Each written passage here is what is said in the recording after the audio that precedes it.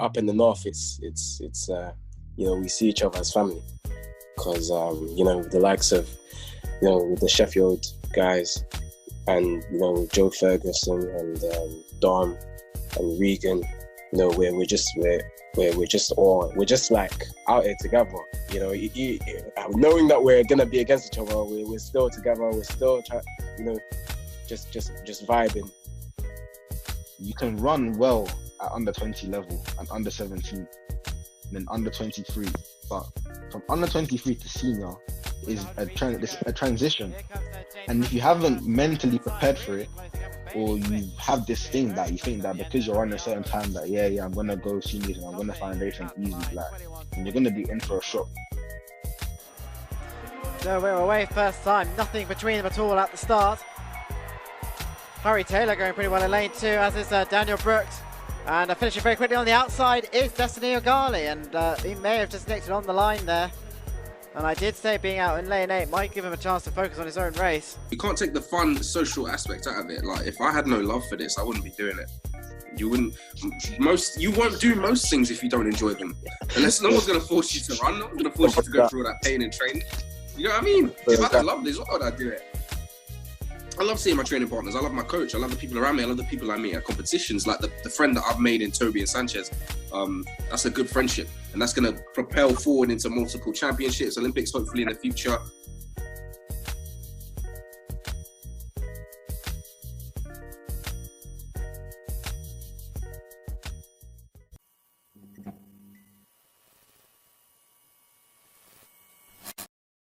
What's going on, guys? We are back with another episode of the Athletics Productionz podcast. I am DJ Armani here with my co-host Victor, and today we're collaborating with the Visions podcast, which is a group of young under 20 upcoming athletes. Their links will be in the description at the bottom of this information.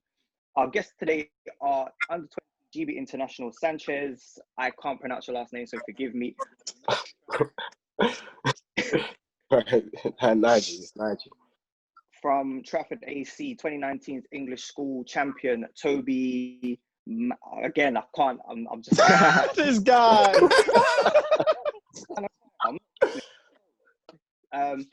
Who dropped a cool 6:68 in the 60 meters indoors this year.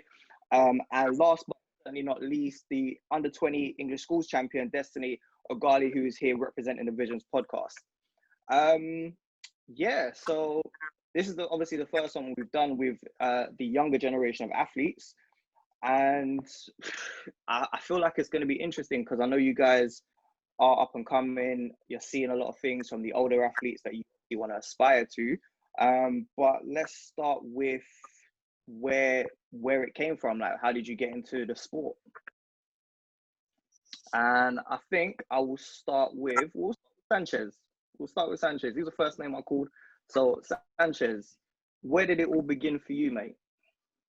It all began when I was, you know, playing football, and I got told that I was, you know, I was fast. I was like really, really fast for a footballer. And there were times where... What team were you playing for? Did you say pro footballer? No, not pro. No, not pro. No. I'm sure I heard you say pro, but all right, cool. It was just a local football club, and you know, I was playing right wing, and my teammates were, you know, just telling me that, you know, I'm really fast, and there was a period of time where I quit football to pursue athletics, and from there it was more of, you know, doing it for fun, you know, like enjoyment, you know, just seeing myself, checking around, you know, which one was like, you know, a better event for me. And that's when, you know, afterwards I chose sprinting. It was long jump at first, and then I switched it up. I switched it up to, you know, like the sprinting side of it. And that's when I said to myself, I really want to do, you know, more of this. I think it was only like at 2018, really and truly 2018 was when, you know, things, I kind of took it really serious. Okay. So you said you did long jump before. Why did you not do the 2 and you know, long jump is a event that can be based on speed as well. So why did you not stay? Why did you leave the field events? Did you not like the fact that they don't get the most limelight? So you thought, nah, let me stay with this, because then I know that my face will definitely be on screen. Nah, it wasn't really because of that. It was just more of, you know, it was more of like, I just liked to just run. That was that. I didn't really have the passion for like jumping. So, you know, running and then jumping, like, that's because what actually got me into the sport was just straight running. And that was kind of why I left. You know, I switched from long jump to move on to like the sprinting events. Yeah. Okay. All right. And just for a moment, we're gonna pause and we're gonna go to Toby. Yeah. So, again, same question. Where did it begin for you? How did you get into athletics? Power of 10, and you know, it seems like you've only been in the sport for a short amount of time, but you've done some amazing things. For me, like, it started when I was in like year 6, but not seriously. So obviously in West London you have like the districts. So my district was like Hill or boroughs. So like my borough was Hillingdon. So we have borough sports of our school. So like I remember just being in a playground and then my teacher was like to me, "Oh yeah, we're practicing for the district sports. Do you want to be part of the 100 meters? I know you're quite quick." I used to always win sports day. So obviously we race now, and obviously I won by like a gap. So we go to the actual competition now, and then like I was nervous. So I feel like for like a kid that age, like you think it's the Olympics, like you're there, you're nervous. Like obviously I'm from a football background as well, so like we're on the line now. Gun goes, and I just remember running like just crazy, just running ahead everywhere, everything. And obviously I dip now, and I've gapped by like a lot. And then obviously because I was a footballer at the time, so you see when you score a goal, you're celebrating like sillily, like you're just doing all sorts of things. No track star actually does that. Like, but me, I was there shouting like, yeah, and everyone was looking at me like, what's this guy doing? But then like, yeah, and I won the final as well. So from that year, I was quick. And then obviously Destiny will tell you. So we used to have like a league for the Hertfordshire schools. So we had like a league between the school. So we used to compete against each other. I used to do well in that as well. So then, but I was still in football. Like I was going to trials academies here and there. But like obviously I have African parents, so with like parents, they're all about education. So like me trying to get into the academy was a bit sticky. Like they'll tell me, "Oh, it's too far," or like So obviously, like, I the think I could have Nigerian pursued that route. parents. Yeah, you know, like that, So obviously, like, I could have pursued that route, but it would have been hard. Like, it would have been hard, I guess. And like, my parents didn't want to take the risk of putting all my effort into football because I was decent. I wouldn't lie, I was decent, but yeah. So then obviously it was like year 9 now. You get to the Hertfordshire schools to qualify for English schools, and I won that. I think I ran like 11-4. I ran 11-6 semi-final, 11-4 in the final. And then that's when I went to Gateshead for my first English schools. And then I think I came 5th. I think I was quite annoyed actually. I remember being annoyed. I think I meant to come 3rd just based on the time and how I was performing. But I came 5th. So from there is when I realized like, I want to take this seriously. But the next season after that, so first under 17, I was still playing for my Sunday league team. And I remember breaking my toe around like March time. And then I came back to English schools and I didn't perform. And that's when I knew, like, I think I came like 7th in my heat.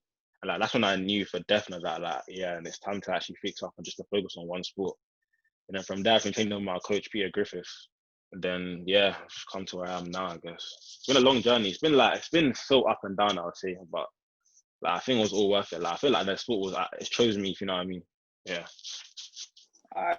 We're going to come back to you. Destiny, step forward, sir. So my journey is interesting because similarly to both Sanchez and Toby, I had a football background. That's kind of where I started off. Was in a few development centres and academies here and there. I really enjoyed it. It was the first sport I ever really did. I grew up in the States as well. I was born here, but when I was around 1 year old, we moved to the States, South Side. And I played football over there, or soccer as they call it. So I'd kind of always been playing football. I didn't even think of track until coming back over here.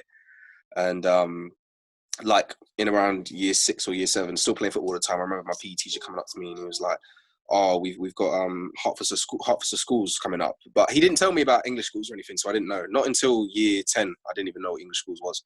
So I was doing those Hertfordshire school competitions. My first one, I was probably about 12 years old because I was an under 13. I think I came second in my heat, and then something like 4th in the final, something like that, I think. And then I didn't really think anything of it because I'm still playing football at the time, so I didn't really care too much. Fast forward a couple of years of just doing those little Hertfordshire school comps, and then as I kind of got older, say year 9 or so, year 9, year 8, they kind of invited me to do the league competitions, and that's where I met Toby, because he was at St. Joan of Arc and I was at Longdean School. So our schools would always race each other. So me and Toby would race each other probably like once a year, because you don't go against the same school more than once. So I'd race Toby like once. And that was always my toughest race between the two of us, because normally I would just win my races normally relatively easy because I just kind of had natural speed at the time. But then when I came up against him, it was more of a challenge. And then get to around year 10, I did Hertfordshire schools again, and that's kind of where it got a bit more serious. I'd only just started training because my PE teachers at that time, because they'd seen me like be really successful in the kind of lower tier competitions. They said, "You should go and join your local club." And all of these competitions were held at Jarman Park, where I currently train now. So they said for me to head down. So I did.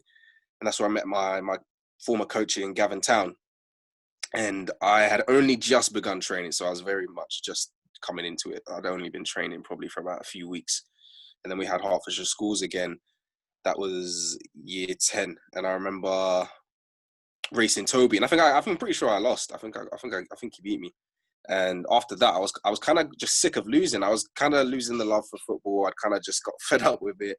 And I started to train a little bit more. And I did a couple of club competitions, not too many. If you check my Para 10, first year under 17, I didn't really compete. I had probably like a quarter of a season.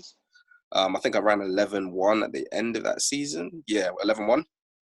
But I didn't go to English schools. Either I got the time late, or I don't know what it was, but I just didn't get to go. It was probably based off of how I did at Hart schools. And then kind of that following season, I've never trained so hard in my life. Like, I kind of realized I really, really enjoy this. I want to be good. I want to go to English schools. I want to do all these things that I see these athletes doing. So I trained hard. Following the next year, I was just driven. It was like a man on a mission. And I went to Hart schools, because that's where you have to qualify to get the time. I had the time coming in, but only just about. And I remember in that race, me and Toby raced, and I ran 10.85, he ran 10.87. So it was a really, really close race. Like, we raced each other so many times over the years, and we always have. Went to English schools, came second, but finished the season as the number 1 ranked under 17 in the 100 and 9th in the 200. I got the silver medal and Toby got the bronze. So that was really nice for the county to bring home 2 medals in the sprint event. And then obviously we won the silver as well in the 100 meters, in the 4x100. So coming off from that was when I said to myself, wow, I can do this. So after that, I just said to myself, yeah, I really, really want to pursue this. And kind of the hunger for it grew, and I kind of got a taste of the success. And that was a really good season for me, because it showed me like how things work, like a cool room. I'd never experienced that prior to that. A warm-up area, indoor warm-up area, all of that stuff, it was new to me. I was thinking, yo, what's going on? Sleeping in a hotel, I'd never been to Birmingham prior. Like, I'd always just kind of stayed here in my Hearts kind of region, so it was all mad to me. And then just the experiences that came from it. I actually missed my first international because I had a holiday booked. Because when you come second at English school, yeah, I remember Toby, he was getting on to me about this. He was like, "Bro, you're so dumb. What you doing?" Oh yeah, I can't lie. I got lucky. That's the year that I went to SAB, and the reason why it's SAB was because of him. He dropped out. That's the reason why I was able to do it. Yeah, it was mad. He took It was my mad. spot. I was so angry as well that I didn't get it, and then someone comes to me like, "Oh, you got selected. You got selected." I was thinking, how? And I remember Destiny there, bare glum, like, just like looking. And I was thinking like, oh, something's definitely happened. But yeah. Basically, what I'm hearing is that you gave away a vest.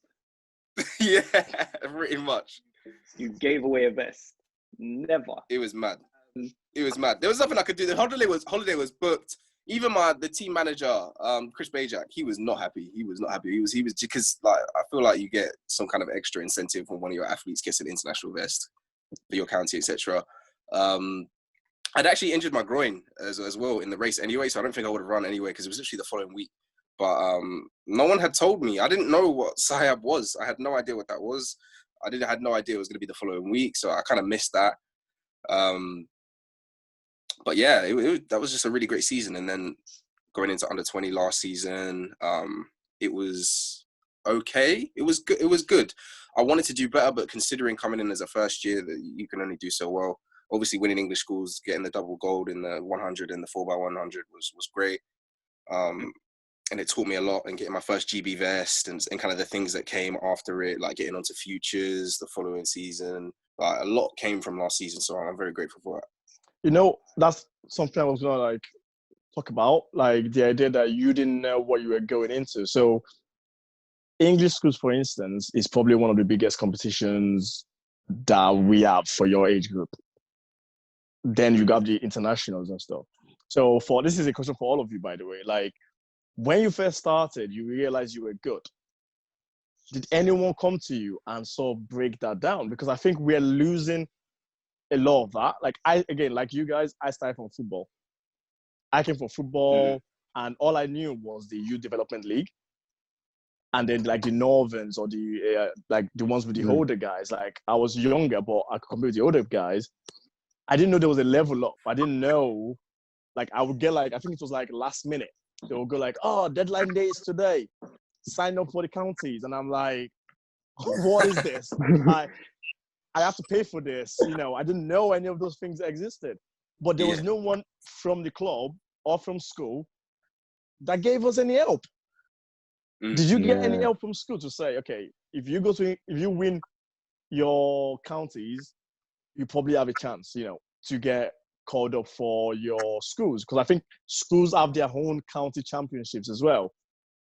So there was 2 county championships, a school one and a normal county champs. But it's like, why are they not the same thing? Why are they not the same thing? So did you guys have any of that with you coming up? Because obviously I'm probably 4 years or something older than you guys. So I don't know if it's changed, if they're making it better, because it's probably something we have to talk about as athletes, so the younger guys don't suffer the same thing. Yeah, definitely. So yeah, you can answer it. Yeah, no, I'll go first. So I didn't, even in that season, that second year under 17, that season, that really nice season I didn't really know I was that great. I mean, I was winning races, etc., but I didn't know how it worked. The only thing I knew was that there was a certain time that needed to be run. I didn't know much about like heat semi-finals, because prior to that I was just doing the normal EYL leagues, because my club at the time weren't in any of the YDLs or anything like that. So I didn't know anything about that. I wasn't getting that crazy competition. So I didn't know how everything worked. I'd kind of say that that kind of made it a little bit more difficult, because going into that English schools, I was so nervous. I didn't even talk to anyone. You can ask Toby. I was so anti. And I remember Toby, he was like, "You need to relax." He was like, "Relax, man. You'll be fine. You'll be fine." Because I'd never done it before. I didn't know what to expect. I remember the night before they gave us like a little booklet telling us who's going to be in your race and that, and everyone was panicking, and it made me quite panicky because like it was just nuts. So in that sense, no, I did not know much. Even with where I was ranked coming in, what, third or whatever, I had no idea like how stuff really works. No one had told me. I'll say with me, like, I was lucky because I went to English schools as a second year under 15. So from then, I took the initiative to actually start to learn about the sport and how all the competition and stuff work, and like what levels of competition there are. And then I'm lucky as well in the fact that my school, they were kind of helpful in the fact that they would let me know when the Hertfordshire County champs was for the schools. They'll enter me without me even knowing. They'll just come up to me and say, "Oh yeah, we've entered you in for 100." And I would be like, "Yeah, okay, I'll race." Yeah, they paid for everything as well, like hotel, everything. So I'll say a contrast. Yeah, I probably going into those. I went to the first English schools as under 17 the first year as well. So obviously when Destiny came in as a second year under 17, like I kind of knew I was experiencing like the whole process of things. But I feel like it comes to a point where you have to do your own research as well. Like you have to just use initiative to go online, understand like the different levels of competition there are. Yeah, I think that's the key thing. I would say for me, I didn't really know much about it at all. Like for me, it was just about just the times, knowing you know the standards that I needed to get to go into English schools. Because for me, English schools, I mean, the English schools that I went to in 2018, it was my first and last one, and that was my second year of under 20s. So, because I have 3 years on the 20s, and in that second year, it was like my first and last one. So I had no idea. I think I got informed by my coach about it. You know, he just told me that I just had to run this time and that time just to get myself in. It's the same thing with Toby. Like when I got there, everything was paid for me. You know, hotels, food, everything. But yeah, I wasn't really, you know, properly informed about it. It was all my coach, Derek, who just told me, oh, there's English schools. There's something called English schools. Do you wanna be a part of it? You gotta run this time, and yeah, that literally was it for me. Yeah, I think your side the same to me. Like it's sort of like I ran the time, and then I was told, oh, you qualified for English schools, but I didn't have a clue what that was. It was sort of like, what does that mean? And then some people that have been before kind of said, because at that point, like my club had no one that could tell me stuff. Like, you know, James Williams, the 400-meter champion from the East. So like he moved to Liverpool at that time when I was trying to like come up. But we were still training together on the same site and stuff, but he's already running for Liverpool. So I didn't see him as much. And obviously with college stuff and all sort, like there was no one to sort of inform me. And I went to the competition, and you know, you go in the coach with everyone else, you don't know what to expect. It was a bit it was nerve-wracking because there was only 2 of us from my club. Everyone else was from Liverpool. Everyone tends to be from Liverpool or somewhere else, and it was just like, this is mad. This is just insane. Like you just sit in the bus for how many hours? Mine was in Birmingham, so it was like a 3-hour, 4-hour drive on the bus with random man. Wow, that's crazy. That's crazy, man. Yeah, you know, I can relate to that actually. Like, yeah, because like I feel like, especially on the coach, when I went, my first time I went, I feel like probably the best. I was lucky because I knew a couple of people. They didn't from my club or anything. Was I at a club? I don't know if I was even at a club. I can't lie, but I knew a couple of people just because, like, from football and that, like, they were just there for the fun of it. Like, I think one was triple jumping, one was long jumping. So they just said, "Oh yeah, Toby, yeah, we know you. Yeah, come, chill with us." So it made it easy transition, I guess. That's why I feel like my first English schools was comfortable. But the thing is as well, like, I don't know if it's happened with like the coaches from the other like counties, but my team managers used to always gas it and say like it's like the 4th biggest competition in the world. And I always used to think, is that actually true? Like, and when I heard that, I was thinking, wait. So like, this is actually a big event. I was there. Like, it makes it like in like my head, like it bigs it up. So I mean, I feel like, yeah.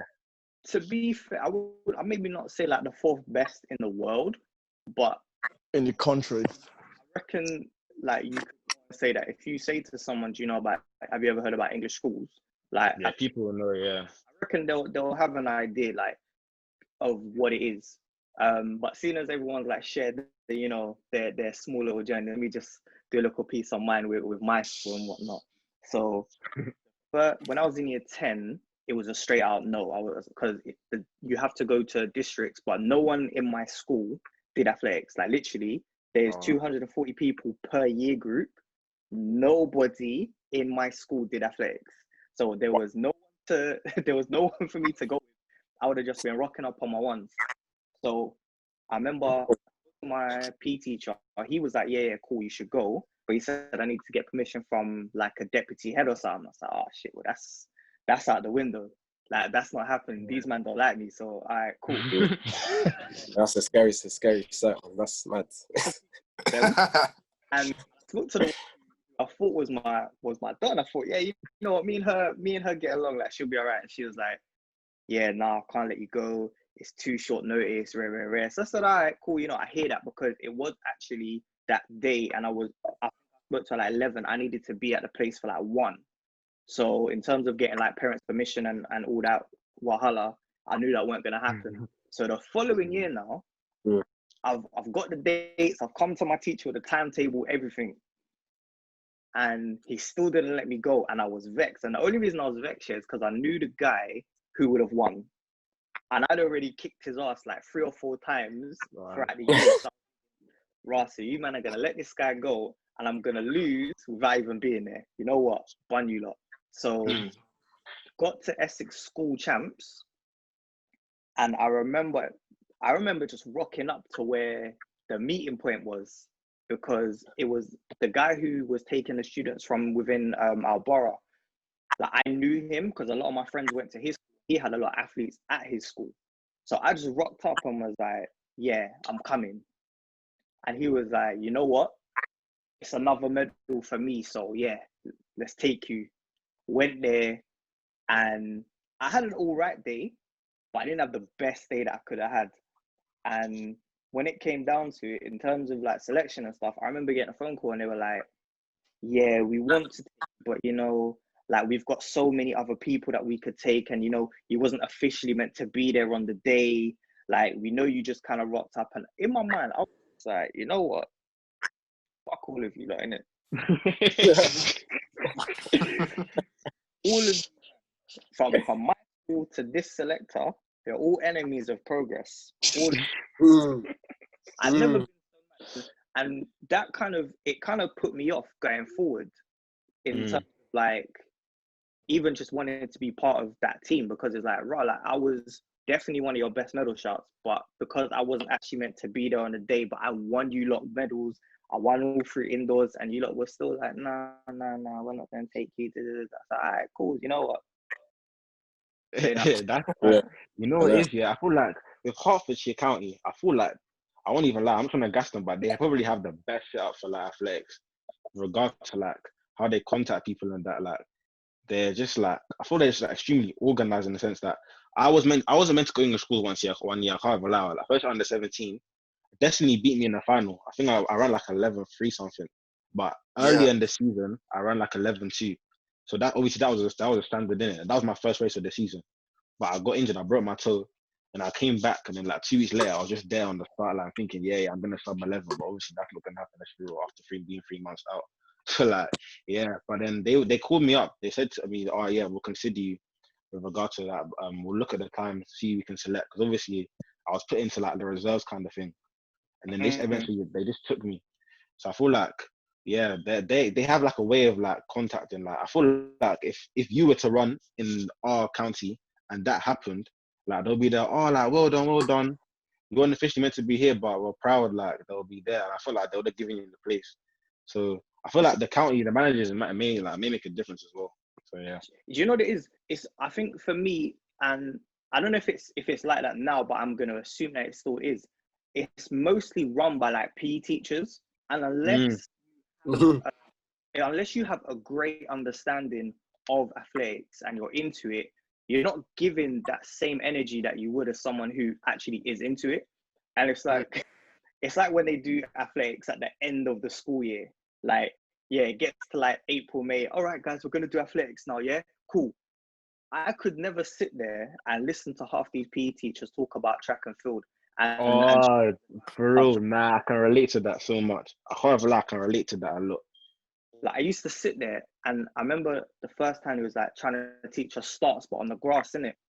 And the information he was giving, like, bless his soul, because he was actually a cool guy, but he had no business trying to tell people.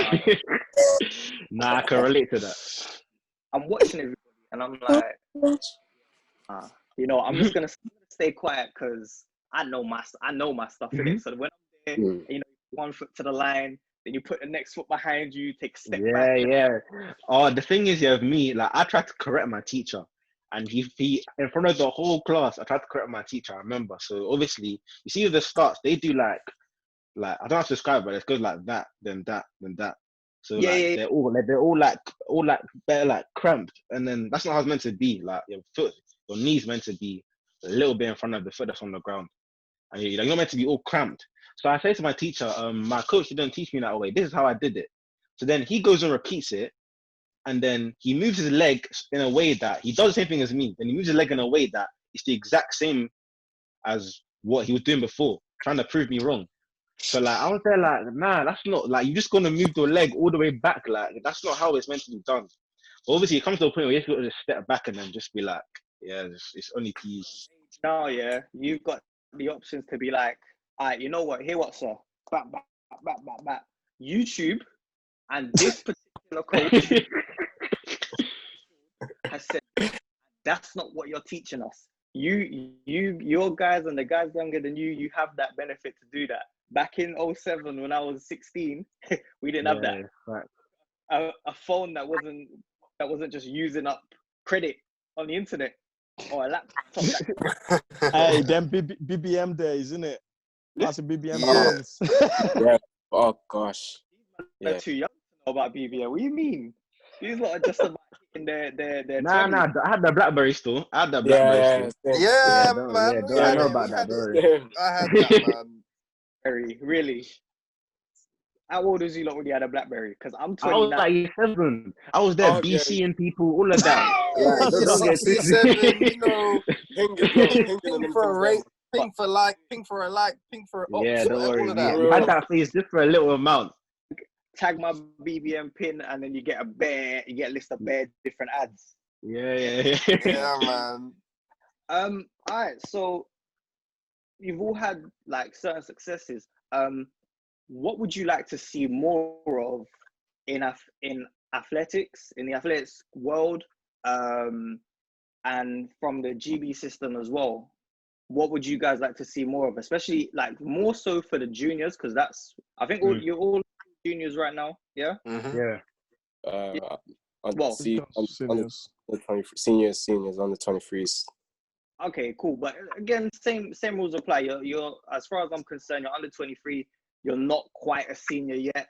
So Yeah. what would you guys like to see more of, or what do you think they could do? Before that, like it's like the same thing as what we just said about the English schools. You guys said it was teachers that was taking you, and obviously teachers couldn't take you through a warm up.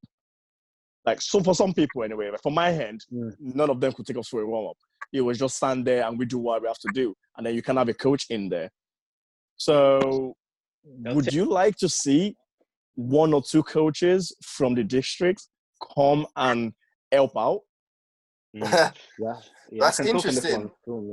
Because yeah. So for Hearts County, this is what I mean. Hearts is good because my coach at the time for last year was on the team, so I had my coach there the whole time.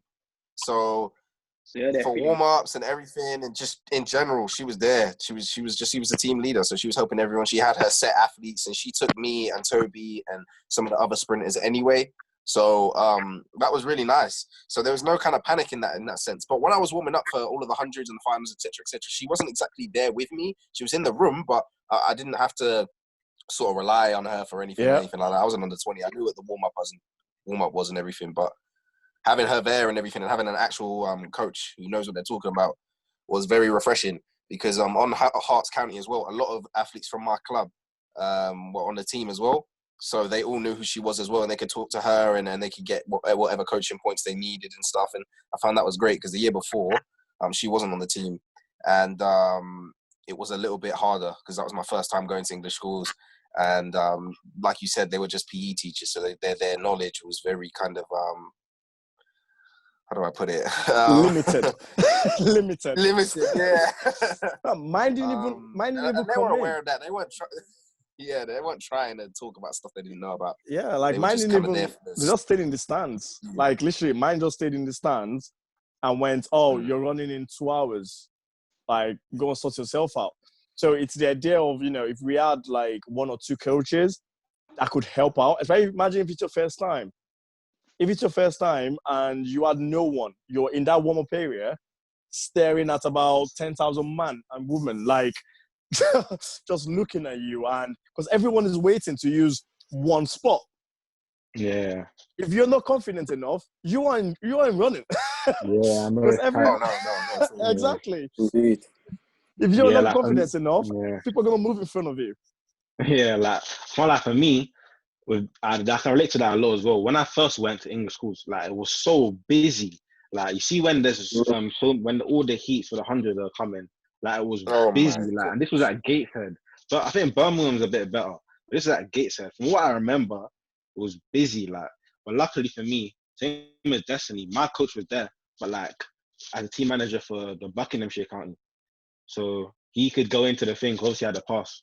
So he can go into the thing. He was there, like, behind me, make sure the track was clear. Like, he'll shout track when he scare with the other kids. And I was just lucky that I had the lane to myself, kind of. So I feel like, I've just been lucky as well. Like, as long as I had Destiny, that my coach has always been there. Because obviously he helps out. He's one of the managers for Buckinghamshire, helps out with the relay, especially. That's like his key part. So he teaches all of the, like, the trainers how to do relay, like, properly, like, professionally, I guess. So, Yeah, what was it like for you? That. For example, Sanchez, you're from up north. You're from the north. We get it slightly differently, very, very differently. So, what is it like for you? Because again, for me, I got a bunch of PE teachers. I had no help whatsoever, and even now that I'm coaching, I had to ask one of the kids to give me a pass so I can go in to help out my athlete. Literally, I had no teachers, none of that, no teachers, no PE teachers, no nothing. It was just my coach. He plugged it all. He was the plug, because like I said before, you know, Derek, he was the one that you know, told me about English schools. He was the one that informed me, and when I got there, it was just my coach, and if it wasn't my coach, it was just me on my own. So it was tough. It was tough, but nah, my coach was always there, and I also had some partners from the club as well, from that came over to watch. I had them as well, but yeah, literally that was it. It was just nobody else. Yeah, so I think that's a thing we can, obviously, I think English school sends like a survey thing, like, you know, we need to let them know. They need to bring some people, like, I know it's a thing about DBSs, but a lot of the athletics coaches are already DBS confirmed. Yeah. So it's just, are you available to help as a volunteer, you know, for our county? I'm sure a lot of them will have athletes going anyway. I had 3 athletes going. All I needed was a pass. All I needed was a pass to get in the warm-up area. So it was the same thing. It's just like, but sometimes I just went, you know what, let's just go on the grass by the car park in Birmingham. let's just do it there. Yes. You know, just do it there. That's a big place. But, you know, it's something where they can help us make it a lot easier on the athletes. It's a lot of pressure when it's your first time and you can't see anyone. You don't know anyone. And it's just kind of like officials looking pissed off. Security guards with freaking armbands. And you're just like, yeah. It was imagine tough. going as an under 15. Like, you'd be like, what's going on? And again, if you're not verbal enough, you ain't warming up. It's that simple. If you cannot talk. Yeah, the track will be cool. The track, that's something to say with my coach, that he was there for me, that just to shout trap. Like, everyone was scout. Everyone was scout. Like, for me, I was lucky. When it comes to a point, like there's like a kind of flow system. Like, you go, you land behind it, then the person will go, then you go, and the person behind you will go. That's kind of system that kind of like evolved, I guess, when I was warming up, especially for the under 17, second under 17. So like, 2018, that was it. Yeah, for that English schools, it was a thing where there were so many people that everyone was just like queuing up to like use the lane. Oh, I literally waiting constantly. So that's one thing that I think for that level needs to improve. You either have some sort of help for the teachers or you educate the teachers that are going. But some of them are doing it for 10 years. Yeah. Why can't they just get a level 1 qualification? Just get something. So you can, have an idea of what's going on. Because it's not the same as the counties. Like the counties is the easy stuff. Like county, you can use half the other side of the track to warm up. Yeah. This is like you're. But there's a problem here because we don't have establishments big enough to be like, yeah, cool, we're gonna go over here and do X, Y, Z. And to be honest, like it might be the same in America. It might be the same kind of thing, but then a lot of the time, where say like relay's concerned, these men are in school together. So they're getting like that team that they're working with that team all year round. Yeah. And I said this in a conversation with Destiny a few days ago, like where the managers of each county should be calling around once the district champs is done to say, you know what, right, so you guys are my 4x1 team for men, you're my 4x1 team for girls. I need everybody just 3 times, maybe once after school, twice after school, once on a weekend at this particular track, and we just want to do some relay drills. We've got so-and-so coach from that club down the road. They're going to be present and they're going to help you do some relay practice. So then by the time you get to English schools, you're clued up, you lot know each other a little bit better, and you can, it's not so much of a struggle, because in terms of like space, you're not going to get that. Like you're 100% not going to get that, because say Birmingham, their indoor track is not big. And by the time you've got, say, like just the middle distance guys from junior, intermediate and senior boys and girls, where are you going? That's true. That's true. Where are you going to train? So I feel like that relay practice has to be done prior. Like just a little relay camp. It doesn't even have to be something big. It could literally be for an hour or two after school, college, on the weekend. Like I assume most of you guys have Saturday training, but if you turn and say to a coach, I've got relay practice with my county for English schools, your coach isn't going to throw a fit. They'll be like, oh yeah, cool, that's a good idea. Like go and let me know how it is, kind of thing. But Now this is the thing here, like, sorry, go on. No, I was just going to say, in terms of like passes and stuff for other coaches, it'll be difficult for them, because when you think, like, none of you guys train together, yeah? So that's already 3 different coaches. And then you think for the other people who is another coach, that's another body inside that warm-up area. Oh, nah, they don't have to do it that way. They could just get every county, get 2 coaches, 1 for middle distance, 1 for sprints. Easy. But that would be a problem, because they do that. They do that for some of the international meets. They'll have like a sprint coach, a jump coach, and blah blah blah. But I feel like I would be one of those people that's kind of like, I ain't really trying to listen to this man. He ain't my coach. Because you'll get those people that are trying to change. Like they'll be like, oh, if you put your foot here, or you swing your arm this way, like it will improve X, Y, Z. And then you start thinking like, right. Then you try to go say it back to your coach, and then depending on the type of person your coach is like, well, who's your coach? Me or that guy, or me or that girl? So I feel like with that's something we can have. I do agree that it should be someone who is a bit more knowledgeable about track, but they should just be there to kind of, just be an eye.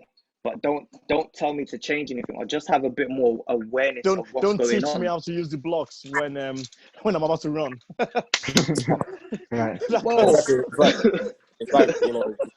It's like just don't fix things if it's not been broken. You know what I mean? Yeah. Especially not before you go in the call-up room and everyone is tapping their leg. Yeah, exactly. Like, there ain't no time to be switching up, no position switching up. Ain't no time for that. I think, I was gonna say this is the thing, I was gonna say, because this is a good example of why I feel like there needs to be a change. obviously Destiny will remember this. So this was last year as well. We were doing the relay now. This is straight after my 200 meter race. I don't know if you've seen it, but like I took a big fall, like a big fall. Yeah, I feel like people are probably definitely like I took a big fall, and then like I was just like my back like was just bloodied up, everything, and we had no practice. And even the day before, we still didn't know who was gonna run in the relay like, at all. There was no like set, like we didn't know who was gonna run in the relay. So obviously now, they're like, yeah, just run third leg. And the guy coming, I didn't realize he was actually gonna run quick as he did. So I've just gone off now, like jogging kind of. And I get the bat on, and then I'm like, oh crap, like everyone's gone. So I'm there trying to catch, and I can't lie, Destiny, like I can't lie, he definitely won that relay, bro. That's like a good example of why, like I feel like there needs to be more organization before the event, like with regard to the relay, especially. Like you said, there should be like like a practice day, like maybe even if it's just 2 days, like a little camp kind of thing. It will just make the whole event seem more professional, and the standard of everything will just go up. For sure. You know, something as well. Something as Victor disappeared. Oh yeah, he's back now. That was mad. What I think is mad is how you go from hot schools that's being held at my track where I train drama, just a small little track, and then you're taking these under 15s, under 17s, all the way to Birmingham in an international track with a cool room, a hotel, and all of that. And then when certain people don't perform, people are surprised. And I'm thinking, they have never done this before. You're taking them to an unfamiliar environment. It is nothing compared to whatever county schools you compete at. You have to prepare yourself mentally for that. And you can do as much preparation as you want leading up to it. When you're there and when you're in the moment, it's a different story. I remember getting off the bus and everything. I was just looking at the track and everything and the warm-up area and this and that. And I was like, yo, because before you even do anything, you go up to the stands and then they give you like your numbers and that. And you go get your bag or whatever because you get a free bag and all of that jazz. And then you sit there as a team and you're looking at the track while everything's getting set up. And it is mad. And you're sat there thinking, yo, I've got a race. All these counties are going to sit here and watch me run. And it's crazy because every athlete that's of a decent standard in England is going to be there and is going to be watching you. And those things are kind of like at the back of your mind. So in a way, you kind of have to, you want to perform. You don't want to be seen as a fluke or anything like that. Do you want to be that guy? Nah, no one wants to be that guy. No one wants to be the guy that came in ranked, second or first, and then ends up not even making it out of their heat. Like, that's some serious pressure. It happens. Right there. It does. It happens. It does. At the end of the day, the way that I view it is that you're only human and you can only perform as good as you can on that day. Like, nothing. Oh, yeah. There's no such thing as a predetermined win. Like, even if you know that you're the fastest guy by like a second, if you fall, you better get up, otherwise you ain't winning. You know what I mean? Like, 2017, Bolt was still pegged to win. Coleman was pegged to, push him or do something. No one was studying Gatlin. Yeah, he comes looking, just comes outside quick. Mr. Lane 8. Crazy. Listen, I don't care. No one can tell me nothing. Gatlin's the man. When you look at his whole career, he's a don. No, he's cold. He's cold. For real, he's cold. I like his mentality as well. Like, I follow him on Insta. Like, he posts some good videos. Like, he started posting some good stuff, innit? About like motivational stuff, some Mondays and stuff like that. He's cool. Do you guys follow like the international athletes and stuff, like 100 more senior athletes? Do you follow people from here or from other countries? I'm gonna say both, to be honest. Yeah, I do. I got OG, I got Reese, I got CJ, I got like No Laos. Yeah. And I got Holloway, and then I got Grant Holloway. Yeah, I got a lot. I got Bear. I follow Bear. Because because I like what they post. I like what they put out because with the motivational things they put out, and just seeing them train as well, and it's a good look. It's a good look, and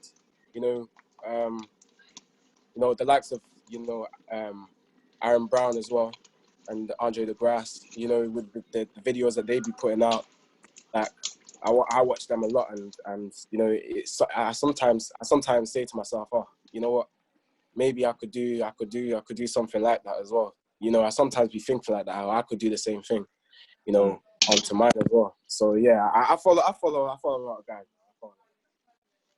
Toby? Yeah, for me, like, I follow a few. I won't lie to you, I don't really follow all of them. I follow a few. Like, I follow OJ, obviously, 'cause I spoke to him quite a few times. And like he's so blessed. Like, I could just text him. Like, I texted him the other day about my start. I liked him because obviously he's kind of similar build to me. Like, so I was just asking him about my, like, how do you? And his start in the semi-final of Doha was like he got out. Like, I think his reaction was like 0.133. Like, he got out. I was just asking him how, like, for such a like tall athlete, you're able to extend the triple extension and keep such a low angle. So he was telling me all the little things to be doing. Yeah, he just easy to talk to. So I think I follow the athletes that actually I can either relate to or I actually have contact with. You know what I mean? That's for me. Again, yeah. that's something that me and Destiny was saying. So we, for those of you who don't know, which would be you two and the other people that are gonna go and watch this. Me, Destiny, and Victor, and Destiny's friend had a brief conversation a few days ago, and that was actually one of the things that we touched upon, which would be like the senior athletes reaching out to the younger athletes to kind of coach them and guide them and give them some advice in terms of what it's like coming up through the ranks and whatnot. So the fact that you're in that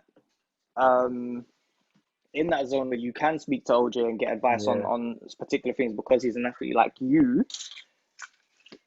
Sure, I think it's a key thing, like, because especially him, like, I feel like he has a similar build to me. That's why he's like one of my idols. I won't even lie to you. Like, I have people that I look up to as well, but like, even though he's still yet to get to the top level, which I undoubtedly don't think he will definitely. Like, there's no doubt about that. But like, he's still one of my idols in the sense that I've been watching him from under 23s, under 20s, all the way, and just to watch how he's progressed. It's been like, I think it's sick. Does it make it easier? Does it make it easier that he's easy to talk to? Like, he's chilled for you to talk to him, and it doesn't, like, there's a few athletes that you probably think, I probably won't get a reply. And now, even though you're a junior athlete, you should be able to contact the ones in front of you to help you out because they've been there. You don't want to make the same mistakes that they did, or they should not want you to make the same mistakes that they did because we are all, at the end of the day, you're all for the same country, they're going for the same goal. At some point, you're all going to be seniors. Yeah, exactly. At some point in the next 10 years, you're all going to be seniors. So it's going to be like, like, this is the thing, like, to make it easier. Like, I DM'd OJ, like, because obviously it was to do with like just like coaches and stuff, because like obviously he's had some like great coaches, and obviously someone that wanted to coach me. So I was just asking them just about the coach. I was just doing my own research because obviously speaking to coach is one thing. We want to speak about the athletes that have been come through him. So like I was speaking to him, and then I DM'd him, and then I was thinking, oh, this guy actually replied. Like, I won't even lie to you because like these are athletes. Like, I was thinking this guy's gonna reply to me. He actually replied, and he's like to me, oh, can I give you a call? I was like, oh, you actually wants to call me. Like, I was expecting like a little response. He actually wants to call me.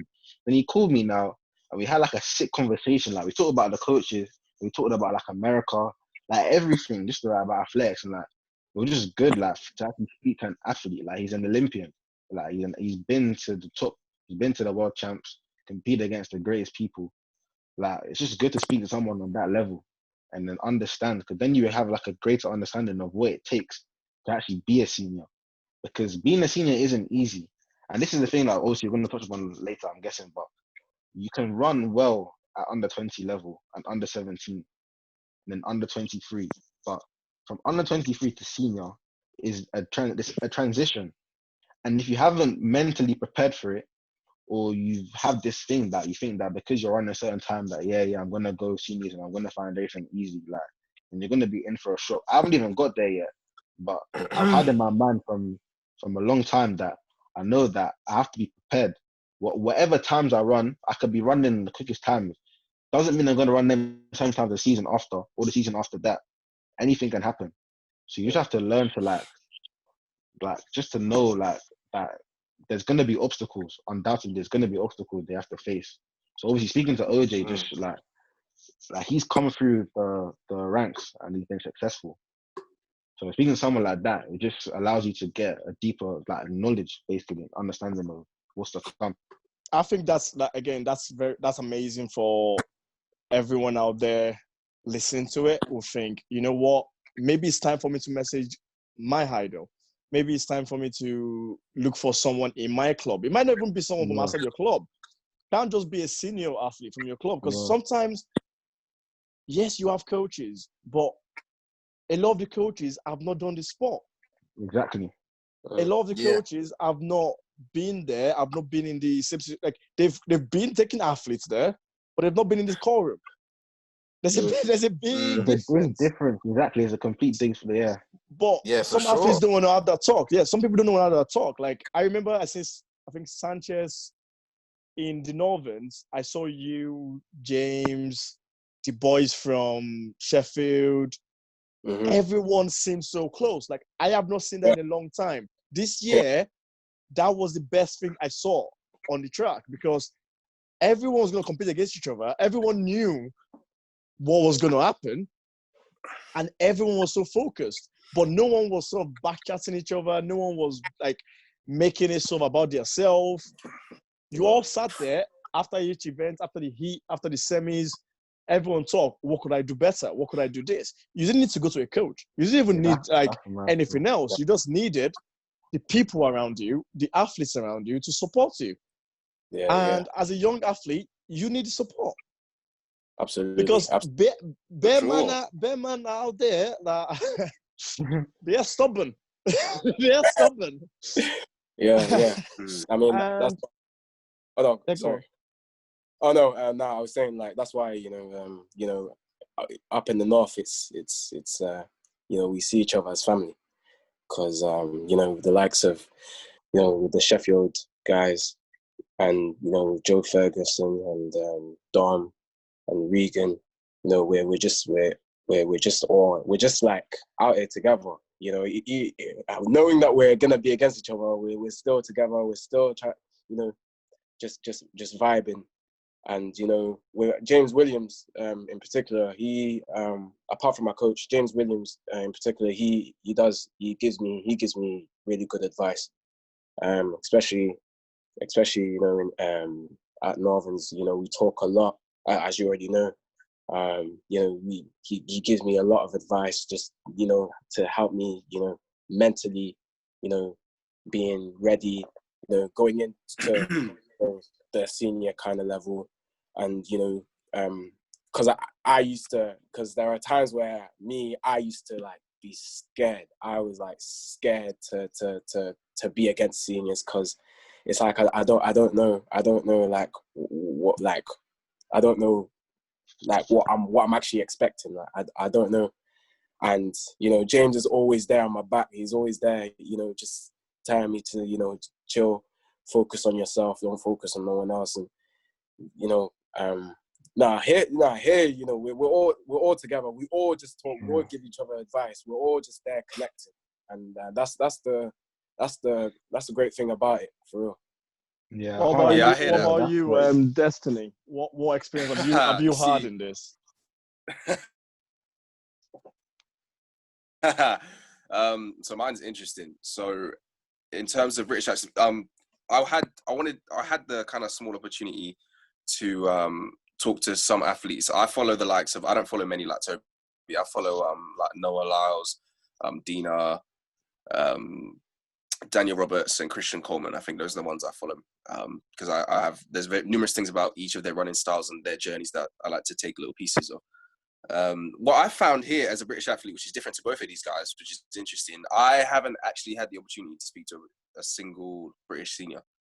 The athletes I have been able to speak to aren't from this country. I've had the opportunity to speak to American athletes, which is interesting. I kind of DM'd my fair share of athletes. Some of them respond, some of them don't. Some here in Britain.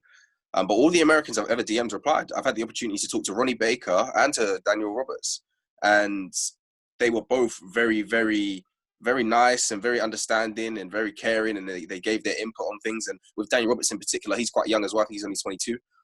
He just gave me so much insight. He gave me advice. He talked about his journey, and we talked about our faith together as well, both of us being Christian. And that was just kind of amazing. And it was just so surprising, because you're thinking, like, someone in another country cares about what you're doing. Like, essentially, this is like a battle. Like, the UK and America have always been battling in athletics and in everything ever since the dawn. So I thought that was really, really interesting. And that just, it was really nice to think that this person kind of sees a future in me and it wants to take the time to give me some advice and help me. Because they're busy people. Athletes are busy people. You've got training, you've got media duties. I understand that. But for him to do that, that meant a lot to me. So I'd say definitely athletes out there, reach out to people, whether they reply or not. Just keep trying. If there's something you want to know, reach out to people and see. Don't be afraid to do it. Because for ages I was thinking, they're not going to reply, but you have to give it a go. And I think that's one of the amazing things about like starting the podcast with the younger athletes, because you guys, I think Destiny and Toby, you guys still have the chance to do that now. You guys still have a chance to keep improving yourself by speaking to the older athletes and stuff around your clubs, around the country, and younger people watching this as well. It's easy. These guys are there for you to contact. Like, don't obviously, I was gonna swear then. Don't be a twat and just start like messaging random shit every day. Yeah. Like, know what you want, talk about it straight away, and you'll get a reply. If you start going on like 10 paragraphs, half of this man ain't gonna read it. That one. So know exactly what you want, know how you want to get it, and just put yourself into that person's shoes. If they're reading this, will they reply? Will they think, oh, you know what, I can help this person? Think about it from their perspective. They're busy as well. Every age group above your age group is always a way to develop yourself as an athlete. Every age group, no matter what, from under 13, if you're looking at under 15s for results, you're looking at them for like times to run. Under 15s are looking at under 17s. Under 17s are looking at under 20s. Under 20s are looking at under 20, seniors, because we don't really do under 23s. Under 23s is like a thing, isn't it? Yeah, it's just a thing, really. Yeah, it's just like, that's okay. There's only one competition for under 23s. Isn't that weird?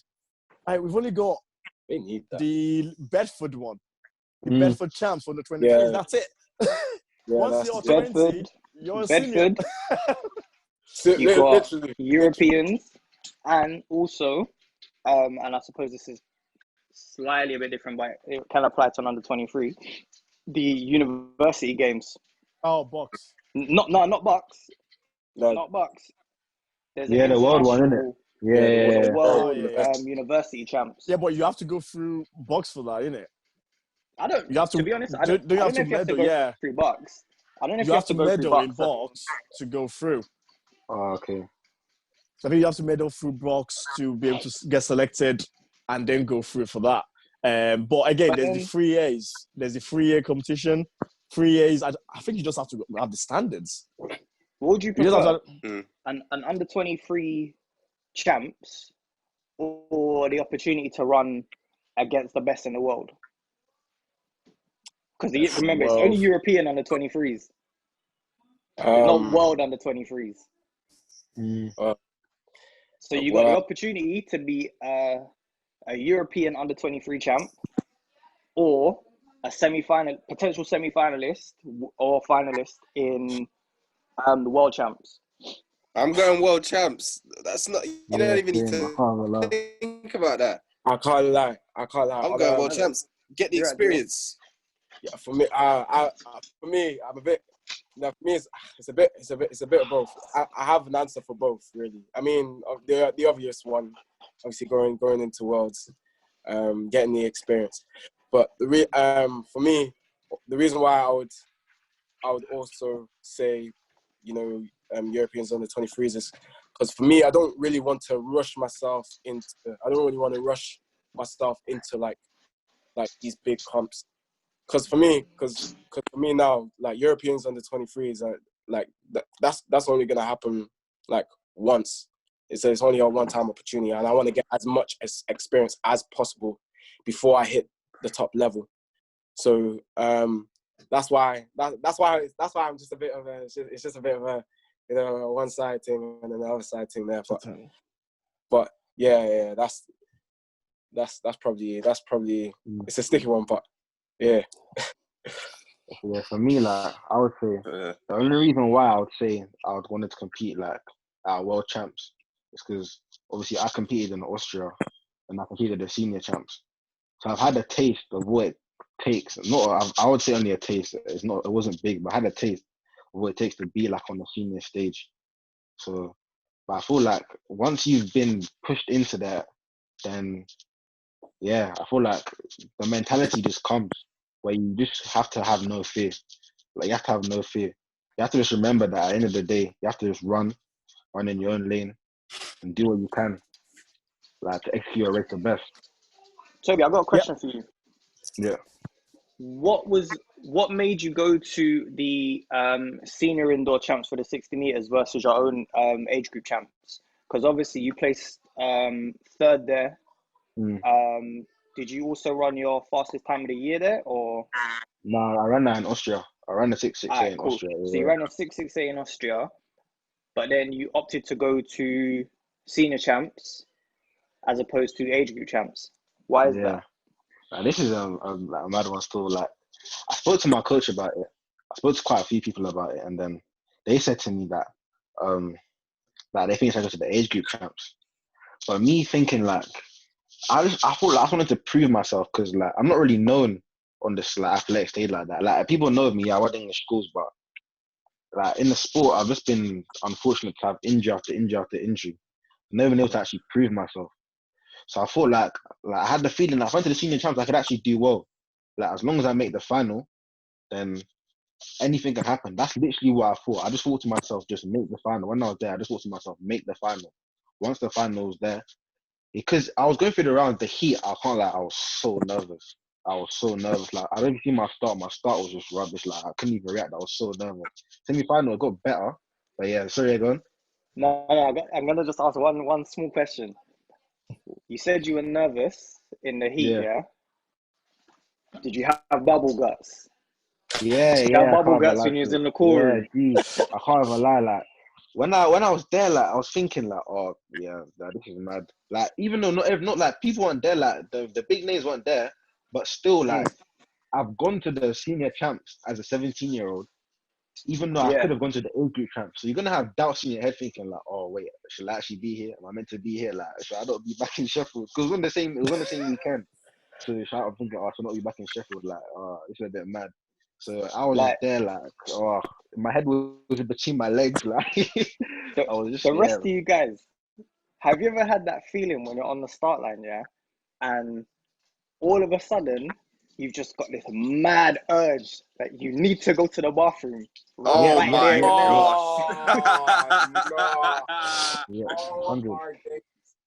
Oh my god! I've had that so many times. Literally, like, and you know the rest. I don't know about you guys. On a share, it'll probably be a bit of like, you know, TMI and whatnot and them things there. But I would always make it a ritual to go to the bathroom before I start my warm up.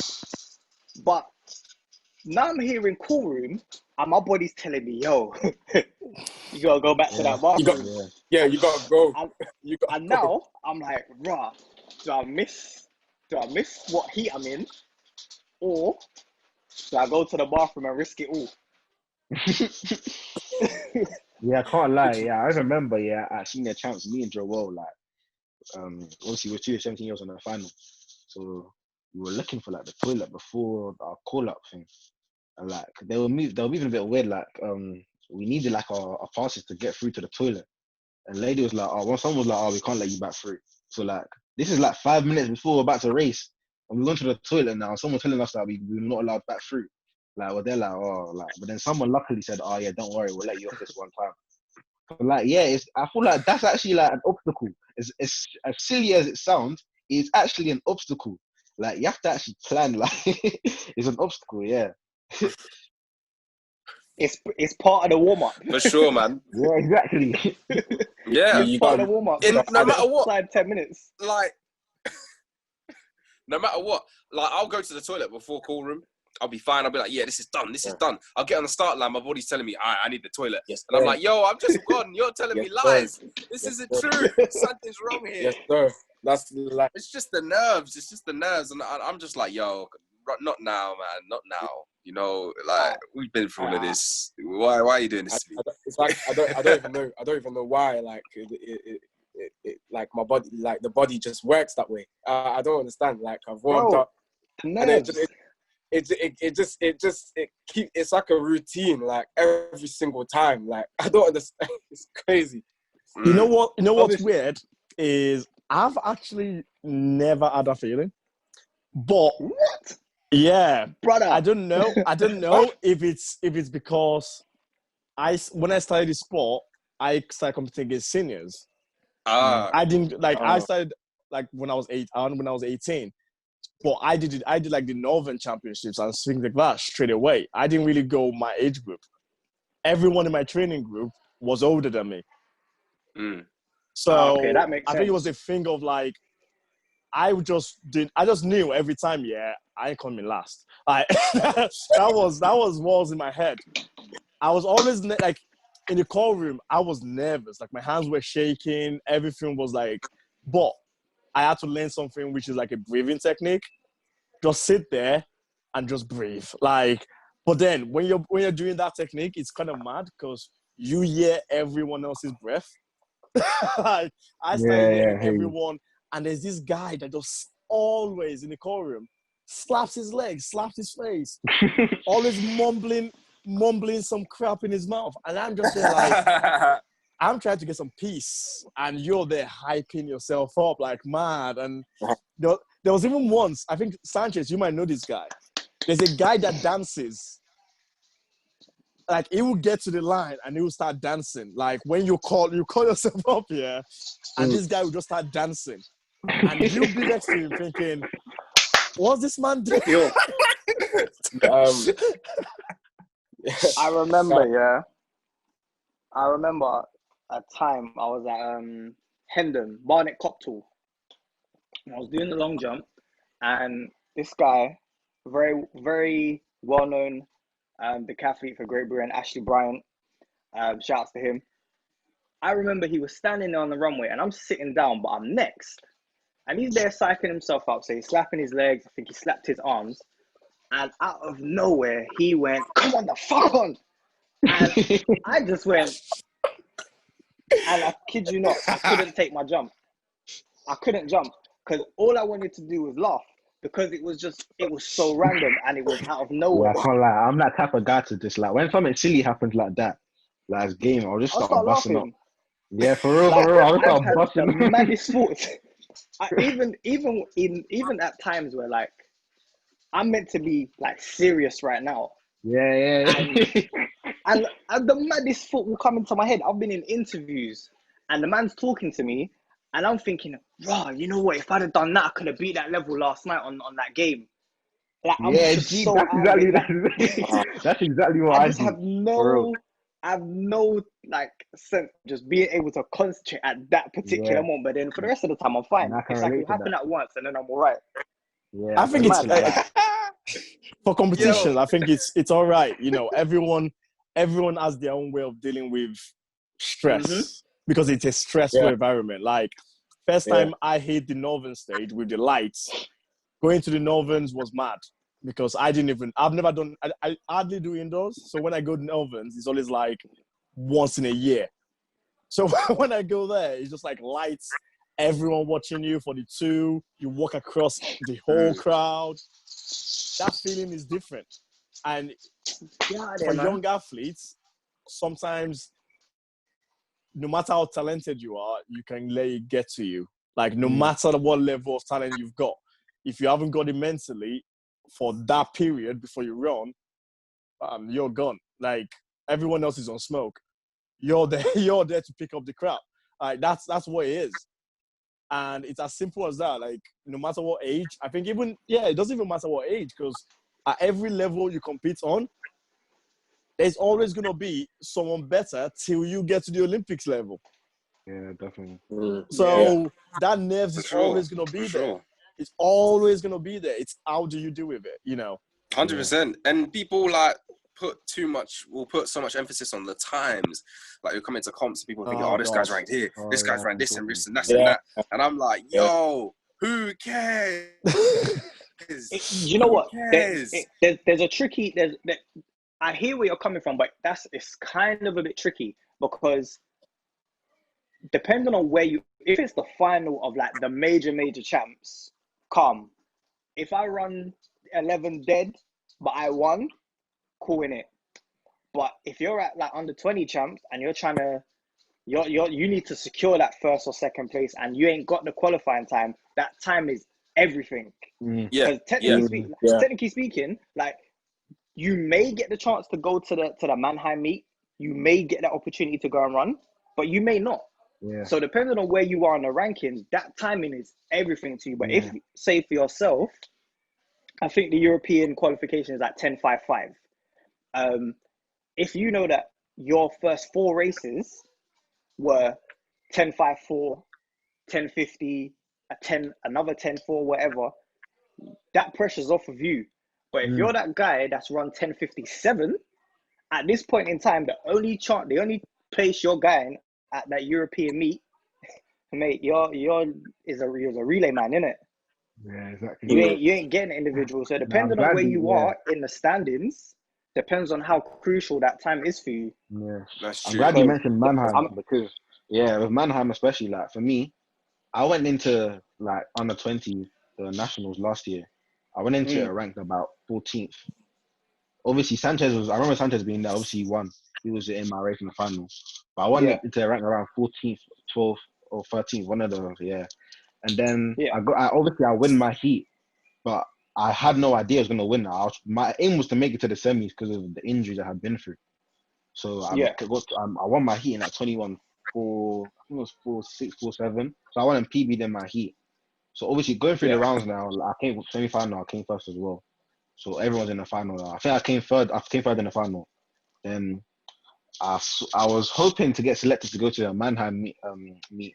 But then I saw the team sheet out. And then they selected the person that came fourth.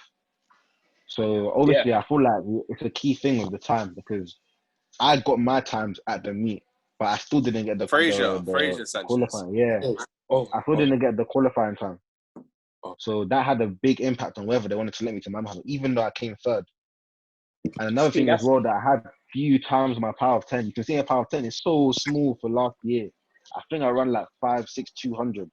So like they were probably thinking like this guy hasn't run that much, even though he's come third.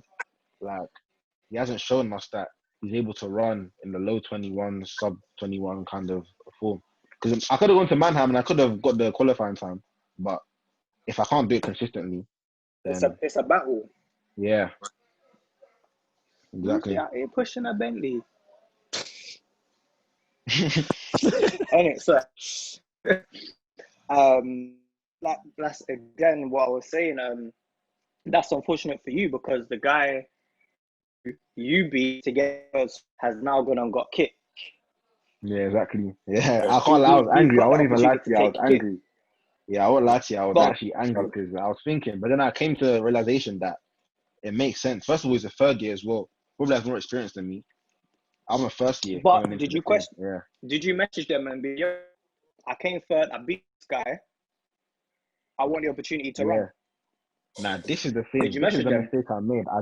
I didn't go to them at the end because I thought like they don't like it when you go up to them and pressure them. I was new to the whole selection kind of thing. Like I've done my research. Do you like it?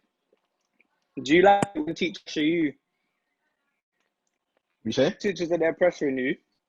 When teachers are there pressuring you to do better, or if you don't do this, I'm gonna call your parents. You don't like it, but they still do it. So as far as I'm concerned, pressure is pressure. I'm stepping forward and I'm trying to state my claim. This is the mistake I made. I feel like if I've stated my case, then maybe because up till now I didn't ask because I feel like I was a bit too shy. Like I'm new to the whole thing. Like I don't want to get on that bad side. Be that person that that's the athlete that was pressuring me to select him. You know what I'm trying to say? But I think it comes to a point where you have to just like fight for your right, I guess. As Jay Huss said, you have to fight for your right. You have to say to them, put your evidence across, and say to them like, yeah, I've come further at this event. I may have not run the time, but if you give me the opportunity to run at Mannheim, there's a chance I'll be able to get the time. And then that can literally just change everything for you. So obviously, it was kind of good to happen because now I know next time what to do. Like, you have to make a mistake to learn. So yeah, definitely. Yeah. I'd say like everything happens for a reason. I believe in that. And I had my kind of hardships at nationals. I'd come in with a 1064 and the standard was 1055, and I'd had my injury struggles. I had a really bad back injury coming in and the lead up and just like kind of my preparation. And I was not even in good shape to run that day. I was in pain going through the rounds. I came second in my heat, won my semi, and I thought I was in a good position. And I just remember in the final getting left. Like, everyone was gone at the blocks. Before I'd even taken a step, they were like 2-3 steps forward. And I was just kind of very disappointed in myself. Because up until that point, that was the first time I hadn't, because the year before, I'd had a pretty good season. I'd medaled at nationals, school games, and English schools. So I wasn't used to like losing on a big stage like that. So that was a big thing for me kind of mentally, and having to go forward from that. And then going to English schools and being able to do well there, and what came after that with like the Manchester International and selection and stuff like that for me, both me and Toby, that was really nice because we both kind of felt as if we had more we could have done in the season. Like, I really wanted to go to Euros. That was my big aspiration. And both of us not being able to go, and then kind of getting that message and that call and saying, we want you to come and represent us at the Manchester International. That was really great. It gave us a taste of what it was like to compete for Great Britain. Obviously getting our first vest and then learning about the relay program and stuff. And that gave us kind of that information that we didn't know. I didn't know anything about selection or how GB things and all of that stuff worked. I didn't know anything. So that was really big for me, and it gave me kind of that confidence boost going into the next season that, okay, I know how this works. I know the opportunities that are available now. It's not a case of they don't like you. It's never anything personal. It's just if you're winning these competitions, winning these races, or putting down these times consistently and all the other stuff that comes in, like, they will select you. You just have to make it that, like, they can't not select you. You have to tick the criteria. But at the same time, there are other things that come into it at times as well, because there are certain like other things that can come into it and make it political. But if you're doing the right things, setting down the right times and things like that, you will get selected. It's just about waiting your time, and I've had to be really patient in that aspect. For the senior level, it's slightly different, isn't it? Like, you can win the champs and not get selected. Yeah. So sometimes it's not. Sometimes it gets to that stage where they look at it and go, have you got a chance to compete for it? Have you got a chance to get us a medal or to get into the final? Like, sometimes it gets to that, and even it's the same thing for the little like English school standings. Like, sometimes they will look at you and go, actually, you probably won't get in the semis or the final for the sprints. Let's get another distance runner in, or one more long jumper, because you only have a limited number of people to compete for your county. So it might just be, you've got the standards, but we don't see where you are going to get. So we're just going to get a distance runner or a jumper or something like that. And obviously, it gives someone else an opportunity. But sometimes if you don't speak out, you end up getting left, even though you've done everything you physically can in the winter period, training and getting yourself up to standard. So a lot of the time, you might feel like you don't want to speak out, and it's difficult. It is difficult for a lot of people to speak out. But again, that's what your coaches are for. Get your coach to send an email. Get your coach to do something, because some of you pay your coaches, some obviously don't. But your coaches can speak to someone from the club. Someone from the club is going to be on the chair. Like, it's just all links to each other. So there's always a way for you to get your information across. Even if your club is not as knowledgeable on it, again, go on Instagram. go on stuff and start speaking to certain people. And if you know the right people to speak to, like for example, for like the district and stuff, there's an email out for whoever runs the district and stuff. There's like a good, like for us, for the Northerns, I know who to talk to. I know who to email for the Northerns about information. I know who the secretary is. if you know that for your side, if you contact them, they contact the next person. It makes it easier. It puts less work on your side because again, if you want to compete for your side of the country, they probably want to help you even more because they're thinking, this guy's from there. Exactly. And they will always take you one step further. Because I think a lot of athletes have lost out in that sense, like no wanting to speak out. Because I remember my first year that I should have gone to English schools, I didn't like speak out. Again, I was like you, I didn't know what was going on. I just kind of like, I'm playing football anyway. I'm off to Germany. Like that was what it was. Like, and then the next year, for some reason, I don't understand what it is. Yeah, I just didn't want to play football anymore. And athletics was the thing. Like, I was good at football, but it was just like, nah, I'm going to do athletics. Like, I got more from winning. Like, there's something about beating a man and leaving a man dead behind you, that doesn't make sense. That just makes you feel good. Like, at the end of the race, no matter how close, how far ahead you are, like, you would always think, that was a good feeling. It's because you know yourself that you did it. Like, no one else has an impact on your win. It was you yourself. Football games is not the same. Training, football, you can walk most of the game and win. Yeah, you can give you that sense of responsibility. Yeah, it's like boxing. If you don't train to get your weights down, no one's gonna do it for you. No one's gonna do it for you. And I think sometimes people expect too much from the outside. Like, if you put yourself, like, that's why I think our sport is so important to develop people on a personal level. You go through so much in competitions, from your first competitions to the next one, and the levels of competitions. You go through absolute loads. Like, people you see different people doing like a weird warm-up, and you're like, why am I not doing that? And then you see the next group like pretty much like flat out runs for their warm-up, and you're like, why am I not doing that? Like, you get so confused. And as young people, we are attracted by what's in front of us. Wherever we see, we want to do. And a lot of times you're like scared to go to your coach and go, why am I not doing this drill? Bam, if I had said, why am I not doing this drill to my coach, I think it should have been a lot better.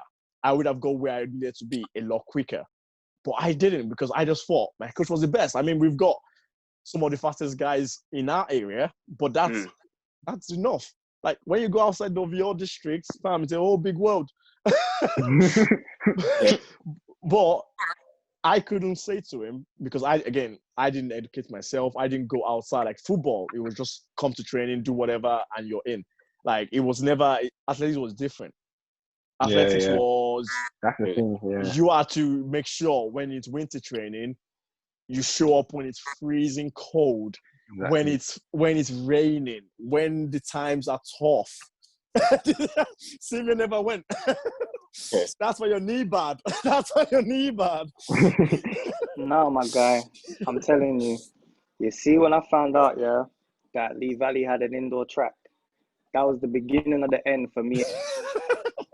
Nah, this is with me, like, what outside, like rain outside, snow outside.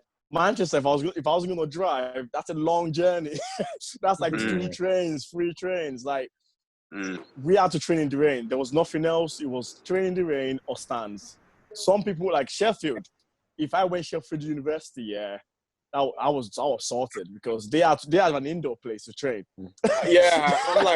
I'm just like, oh, you guys are lucky. Like, look at these kind of trainers. I am. I'm making They're leaving us out here. I don't care where I'm training. Nah, it's hard, because sometimes it's even more expensive as well, and you have to think of your current situation.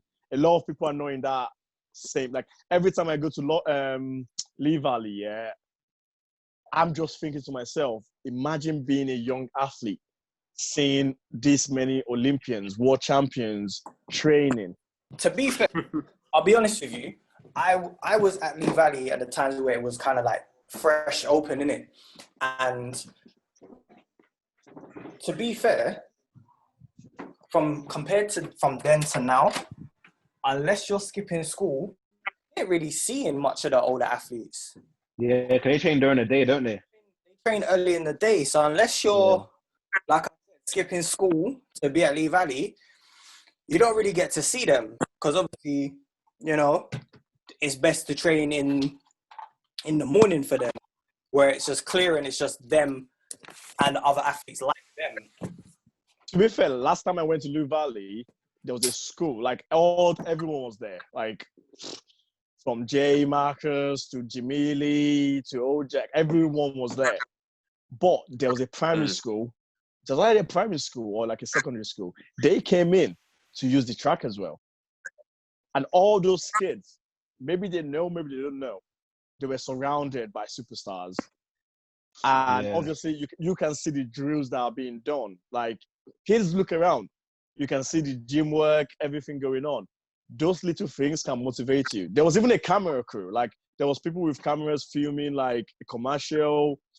And as a kid, being in that environment of such level of talent, in a way, you always need that. You always need something to look up to, no matter how good you are. And it goes down to communication as well. If you can communicate well with the people at the top, it makes it easier. If you're not from a place where it's covered in superstars, like, again, I think down south, there's a lot of talent. In the north, it's not the same. Like, sometimes it's like people feel like they're fighting. It's like you're fighting for athlete. Like, sometimes you just want to bring everyone together, push yourself. But it seems like we are always constantly fighting each of us clubs. Say, what's the point? It's mad because what's the point? We're all going to, every athlete wants to develop herself. Every athlete wants to go to the top. You either want to go all the way, or you want to be scared and wait for now and then to see like a good talent of athlete.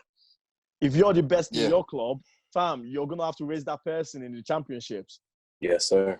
Every now and then, you gotta talk to them, or like, you know, sometimes you have people that you don't like when you're competing. There's a certain man you just like, you don't want them next to you when you're about to compete. But so you can text them after the competition and just go like, "Yo, how's it going? I've not seen you around the track for a while." Like, sometimes you're just keeping that person going. Because I remember the guy I used to run against, that was my nemesis. That's how I used to call him, because the first year, he beat me my first year. And then I came back, and boy, this boy did not see a medal. Like, he cost every single time. I just dipped him on the line.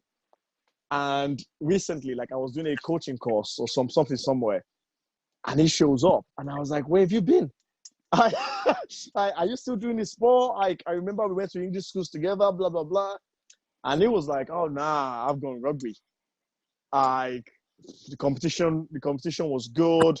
I loved it, but injuries happened and I just gave up. Like, but sometimes if I had spoken to him at that point, maybe he would still be in the sport, because we lose a lot of people through that. So he left athletics through injuries and went to rugby, where he ain't just gonna pull a hamstring. That's ironic. I call it, that's ironic. You're not gonna pull a hamstring. I did You're the gonna same pop thing, a shoulder or get a concussion. Nah, I did the same thing. I got injured for athletics, and I started playing American football. Because the intensity. Why do you think you got injured? Well, no, the intensity wasn't the same. I had an hamstring injury, but I could still beat a man in American football, and I could still play full game without any like pain whatsoever. But then, would you not, and this goes to you guys as well, if you're saying that the intensity isn't as high as athletics, does that mean that your coaches are putting your bodies under too much stress and you're not recovering enough? Yeah, you see with this year, like, I feel like the reason why I got many injuries, and my coach told me this, he thinks it's because my body wasn't used to the force that I was putting into the ground. Mm-hmm.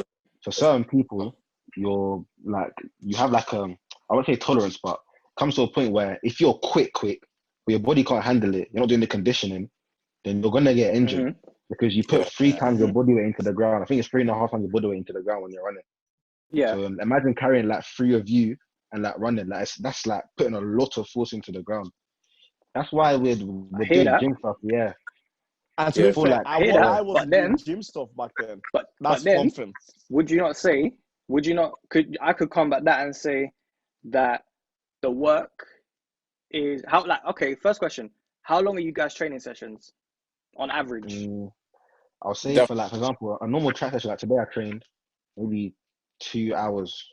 2 hours, all right. Me, 30, an hour 30, an hour 45. An hour 30, all right, cool. So you could go and say that what you're doing within that time frame is too much stress on your body. Because you might be trying to fit in this much, and obviously my arms are off screen, but you've only got that short window of time to do it in. Yeah, this is the thing. This is why you don't have the time. You don't have on-call physio. Yeah, this is why I feel like you need a good coach. Like, I feel coaching is a big thing. Like, if your coach is putting you through sessions and he's not knowledgeable about what he's actually doing, he's putting you through strenuous sessions, you're gonna get injured. I feel like we need more coaches that are purely for developmental stage. Like my coach, the one I have now, like he's part of the the NCDP or something like that, National Coaching Development Program. Yeah, where they brought American coaches to the UK, and they acted as mentors. They will teach them how to develop young athletes without putting them through too much like stress. So this is why I feel like you need a coach that knows exactly what training, like what type of training a young athlete needs. Okay, because for example, we're going. So on that topic, I want all of you to answer. So what's the worst session you've had growing up, like through the years? 300. You don't have to say the coach's name. It's like the session where people always say, like for me, for example, 10-2s, that session was, I hated that session. 10-2s was probably one of the worst sessions I could have. And my rest was slim. If I had my brain now, back then, I would have told my coach I'm not doing it. because no, real talk. Because when I hear people say, I was doing, and I might even hear it right now, I do 8 3s with 3 minutes recovery, or I do 10-2s with 2 minutes recovery, and they're just straight through. Yo, that's too much. I don't care if you told me, if you told me that, I done 5 and then I had 30 minutes rest and then I went and did another 5, I might just be like, okay, all right. But in the back of my mind, I'm still gonna be like, no, it's too much. Yeah, that's the thing. Like for me, like even today, like what did I do today? I did 3 200s. Like, and this was with a good recovery, like 15 minutes recovery between each. That session made me tired. Like, Did you say 15? That's long, isn't it? See, yeah, 15. This is something people don't understand. 200s. No. 15 minutes rest. Minutes rest. Oh my God. See, I'll never go above 4. I'll never go above 4 in a session. Ever. This is the thing. I can actually tell you a session that I've done that's been extremely strenuous, just because I feel like my coach, he's not focused on pushing the endurance. I feel like you need to do enough endurance to allow you to be able to go through the rounds. That's the main thing, I think. Obviously, speed endurance is going to be, 7 seconds is when you start decelerating. So anything above 60 meters is classed as speed endurance. Then you have long speed endurance, is anything above like 120 to like 150, 180, 200. I'll only do like 300 as a base fitness, you know what I'm trying to say? So I'll never go above when I go into certain clubs and try to explain to coaches, obviously coaches are a lot older than me, more experienced, and I try and explain that no, you need to, well, actually I don't even say no most of the time. I'll say like, be in that position. That kid, after he's done the first 300 meters and had like 1 minute, 2 minutes rest, or walk back rest. That's the worst one. Just walk back and then go again. Like, I would take the slowest walk back. How do they slow? feel? But then if I go to them, at least 7 minutes rest. If you do something like flat out, at least 7 minutes rest. You know what they go? We ain't got time for that. Nah. But See, look, this is where whose I feel like life coaches is need it? to be educated. Exactly. Whose life They is need it? to be It's that kid's educated. life. Because if you make a mistake as a coach, This you're is why you have predominantly young kids that are damaging. quick at a young age and they're not able to develop because if their coach is putting through them strenuous training, that doesn't To allow be them to fair, develop yeah, in the right way. you see where some of that comes from. A lot of coaches, no disrespect to them, they're old. Yeah, exactly. Like They have the old school majority, mentality. they have that, like, yeah, this is 1980s and we're gonna do 10 300s in the snow, and I don't care if your toes are falling off. We're doing this Exactly. session, and even if you throw up, you're gonna get up and you're gonna go. No, I ain't. And I mean, thankfully for me, when I go and have my child, I got my coach there ready. I got my 2 coaches there ready to take on my child. But when I speak to some older coaches, or I go down to the local track and I see some of the older guys and I see what they're doing, when they tell me that they've done research, I'm looking at them like, you're chatting shit. Like, No, I some know of them you're are chatting shit. actually from Michael Johnson's thingy. Because if you check his style of training, some people like look at that and think that's the way to train. That guy was a beast. Yeah. You have to understand exactly. That guy was a beast. And Like, not everyone is built that way. Individual. Exactly. It's all very individual. Drugs make a difference too. but that's a topic for another day. That's a whole different discussion. Actually, sidebar, because so Victor, I might need to spin out in like the next 10-15 minutes, but feel free to carry on.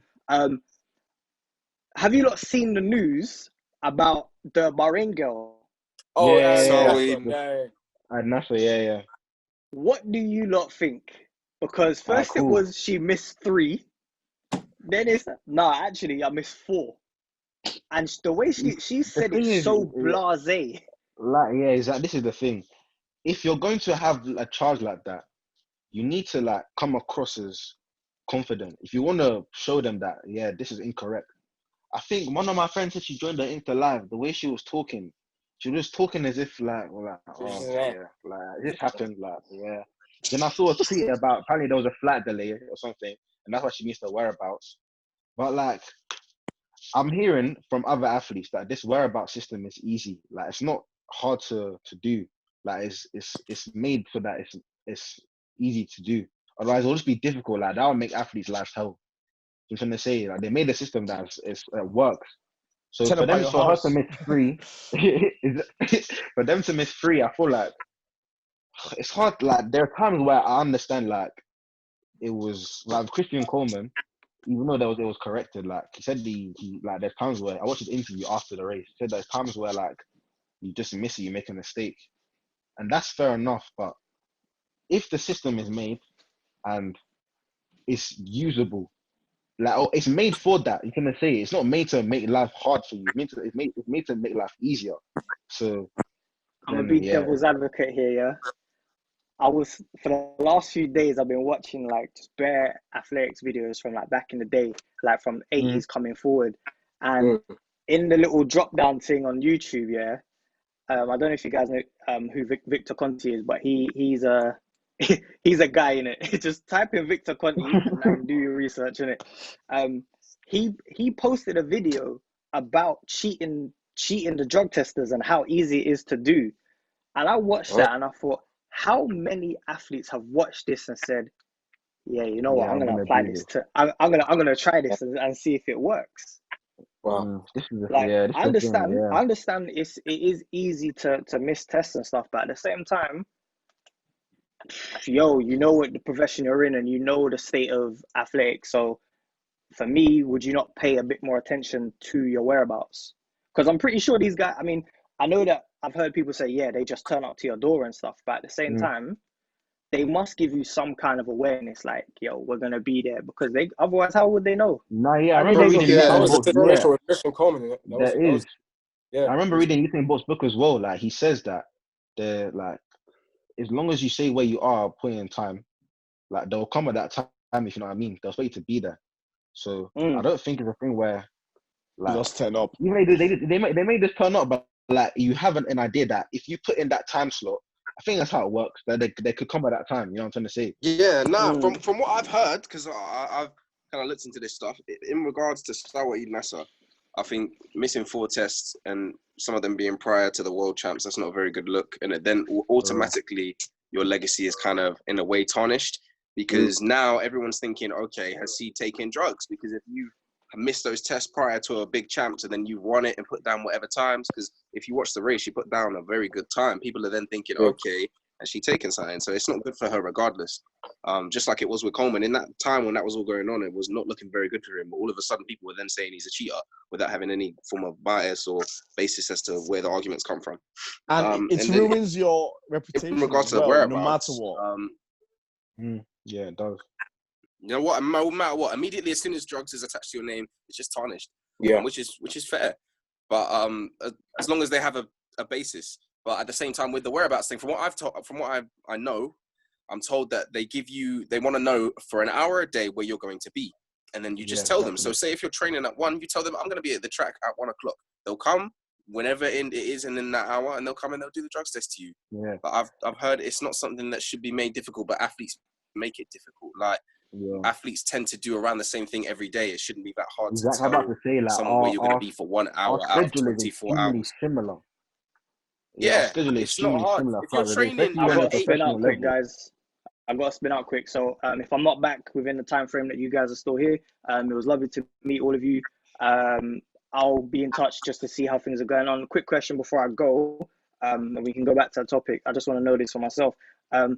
How has this season affected you where it's been cut short? There's no world, there's no international champs for you guys. So, like, where does that affect you from here on going forward?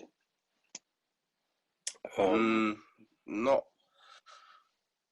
I'll go. definitely. Initially, I was a bit like, oh, that's a bit annoying, because I've missed. That would have meant I've missed. As I told you guys before, I've missed a couple opportunities. I missed under 18 Euros. I was like 0.3 off the standard.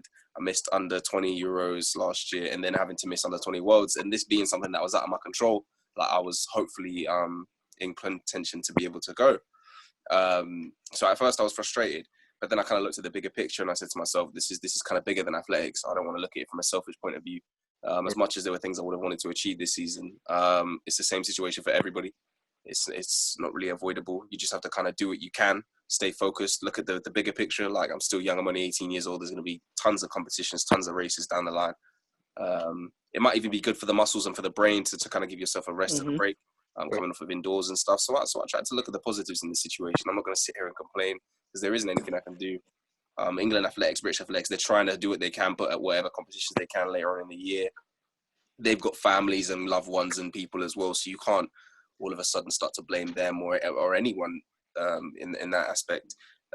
It's a global pandemic, so we kind of have to just be appreciative and take the time to kind of look at yourself, look at whatever changes need to be made, keep in close kind of communication with your coach and your training partners, and then just do what you can, and then just kind of look forward to whenever you next have the opportunity to compete and show people what you can do.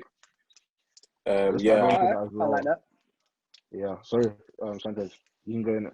Oh yeah. I just wanted to add on to that. You know, I guess for me it was just at first I was, you know, quite vexed because of, you know, like, same thing. There was, you know, opportunities where I personally believe I know I would have been in contention of, but you know, later on, you know, as time went by, I later realized that, you know, again, it's you know, it's bigger than athletics. So, you know, I can't dwell on it. I can't dwell on it too much. And, you know, I also believe, you know, things do happen for a reason. And then it is also you know, a good time for, you know, just to rest as well. You know, I mean, I've spoken to other athletes that, you know, were injured, and, you know, and this is like a good opportunity for them to recover and, you know, going into next year. But no, really and truly, it was, you know, it is a global pandemic, and, you know, at the end of the day, you know, everybody's health is what matters more than it's bigger than the sport, really. So, yeah. All right. Yeah. Toby? Yeah, I'll say for me, yeah, like after my indoor season, like I was ready to go. I can't even lie to you, like my target was worlds, and I won't lie to you, like I wanted to like medal, like I wanted to do like something good, like something of a platform, because I don't really think like I have a good platform at the moment for me to attract certain things. But I feel like the lockdown itself, like, has allowed me to explore more options. So like I can say this openly, like I'm looking at like American unis. So I don't think if the lockdown happened, I would be looking at American unis. I'll be too busy revising for A levels to be thinking about my future in more depth. So I feel like things happen for a reason. And obviously my mom's a GP as well, so I have to be thinking about her. Like I haven't really been out. I've just been to training. Like I haven't really been like, obviously they've eased the lockdown restrictions, but I've just been training them. Like that's what I've been doing. So yeah.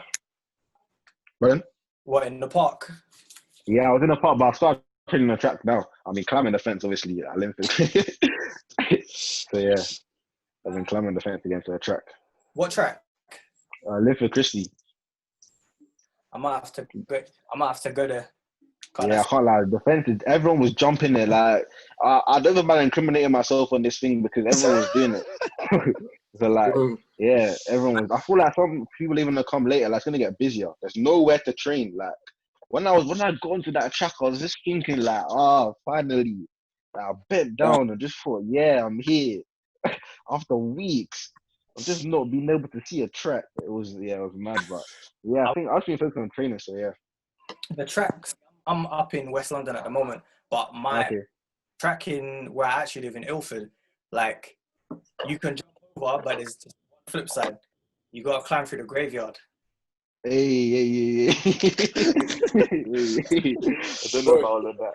That's tricky. Actually, Joel was telling me. Yeah. You know Joel's coach, innit? Yeah. That's my boy. Yeah, so he was telling me, he was snapping me. I remember when he first, because he's been training at a track for a long time. Yeah. He was telling me how to get in it. When I saw that, I was thinking, it's a no for me. Listen, honestly, you got to do what you got to do. Like, yeah, fact. If I saw that there was a part and there was a dog over the other side, but I had to get past the dog to get to the track, and I was in U-Man's position, I'm putting my fear to one side. 100%. Yes. To Marks and Spencer's or Lidl, get a piece of meat and dash it one way, fling myself over the other side. If something happens to the dog, well, it ain't my fault, innit? Listen, I'm gonna guys, like I said, it's been a pleasure to speak to you, see where your minds are at, the up and coming kids of the future. Hopefully I can reconvene today if it's still going. If not, we'll try get another one going and we can finish up, because I still got some questions that I want to ask you guys. But peace out. Thanks, man. Love, man. Peace, bro. Love. Yeah, and just to move on from what we were talking about before, the idea of how do you guys see, obviously with the drugs thing, there's always going to be a negative. Like you said, once you made that mistake, your whole career is pretty much tarnished. There's nothing you can do. Like Coleman, that result should have been amazing. But what did the media do before it? Or it means the drug test, or it might be this. Straight away, it makes the whole thing just sort of like, has he really won it? That's the question people are now asking. So the people are now asking him, like, is he good enough? But basically, that's the question, isn't it? Is he good enough, or is he just a drug chief from America? Like, it's quite annoying in a way because that's how our sport is. But our sport is probably one of the strictest for it. You got to know at the end of the day what's going in your body, what you're eating. You have to know. You have to educate yourself how do you find, what protein shakes to use or what creatine to use and things like that. You have to know everything. If you don't know, you might just innocently be taking something that someone said. There's a list. I think there's a list, isn't there? They put out a list for. I feel like me and Destiny were lucky because we are on the ACE program. I don't know if Sanchez, did you do the ACE program as well? The ACE program. Yeah, did you do that? No, I didn't do it. No. Yeah, me and Destiny were lucky on the ACE program.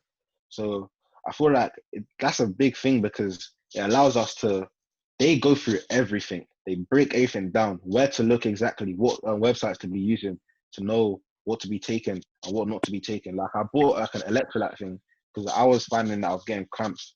So I bought like an electrolyte shake kind of thing to be drinking after training. And I had to make sure that it was recognized by Informed by Sport, I think it's called. And the label is on it. Because if it wasn't, there could be something inside there where, like, if I was to take a drug test now, let's say I run a mad time for my age and I'll take a drug test now, like, I could fail it, not knowing that it was because of the shake that I wasn't aware of the ingredients, you know what I mean? So this is the thing, you have to make sure that you know what websites to be looking at before you start taking certain things. But like, I think it puts a pressure on the athletes, but at the end of the day, like, it's to avoid like making the sport. Like, I won't lie to you, if I found out someone in my race took drugs, like, I'll be demotivated completely. Like, I'll be thinking like, what's going on? Like, I'll be so confused. Like, because I feel like for me, if I know that someone's beating me taking drugs defeats the whole objective of the sport. It defeats the whole objective of the sport because instead of me training harder and then beating them to get more joy out of it, I'll take steroids just to be quicker. I'll know if I know myself that I'll put in the effort that year to run quicker and then beat that person, it's not gonna bring me more joy, of course. Yeah. Rather than you taking drugs to enhance my performance. So I feel like it defeats the whole objective of the sport. So Well, I think, like you said, you know, you're lucky to be on the ACE program, and I think everyone, once you get under 15s, you need to know things like this because nowadays under 15s are being open to the gym lifestyle and to all sorts of like companies trying to make them promote their stuff once you start winning shit. And you have to find a way to educate yourself on, okay, is this company actually like recognized by this? You know, it's easy going, oh, I'm sponsored by this. But like, if you don't know that they've got the right things in, your whole life can crumble in seconds. Yeah, exactly. Yeah, like, I would say a message to literally.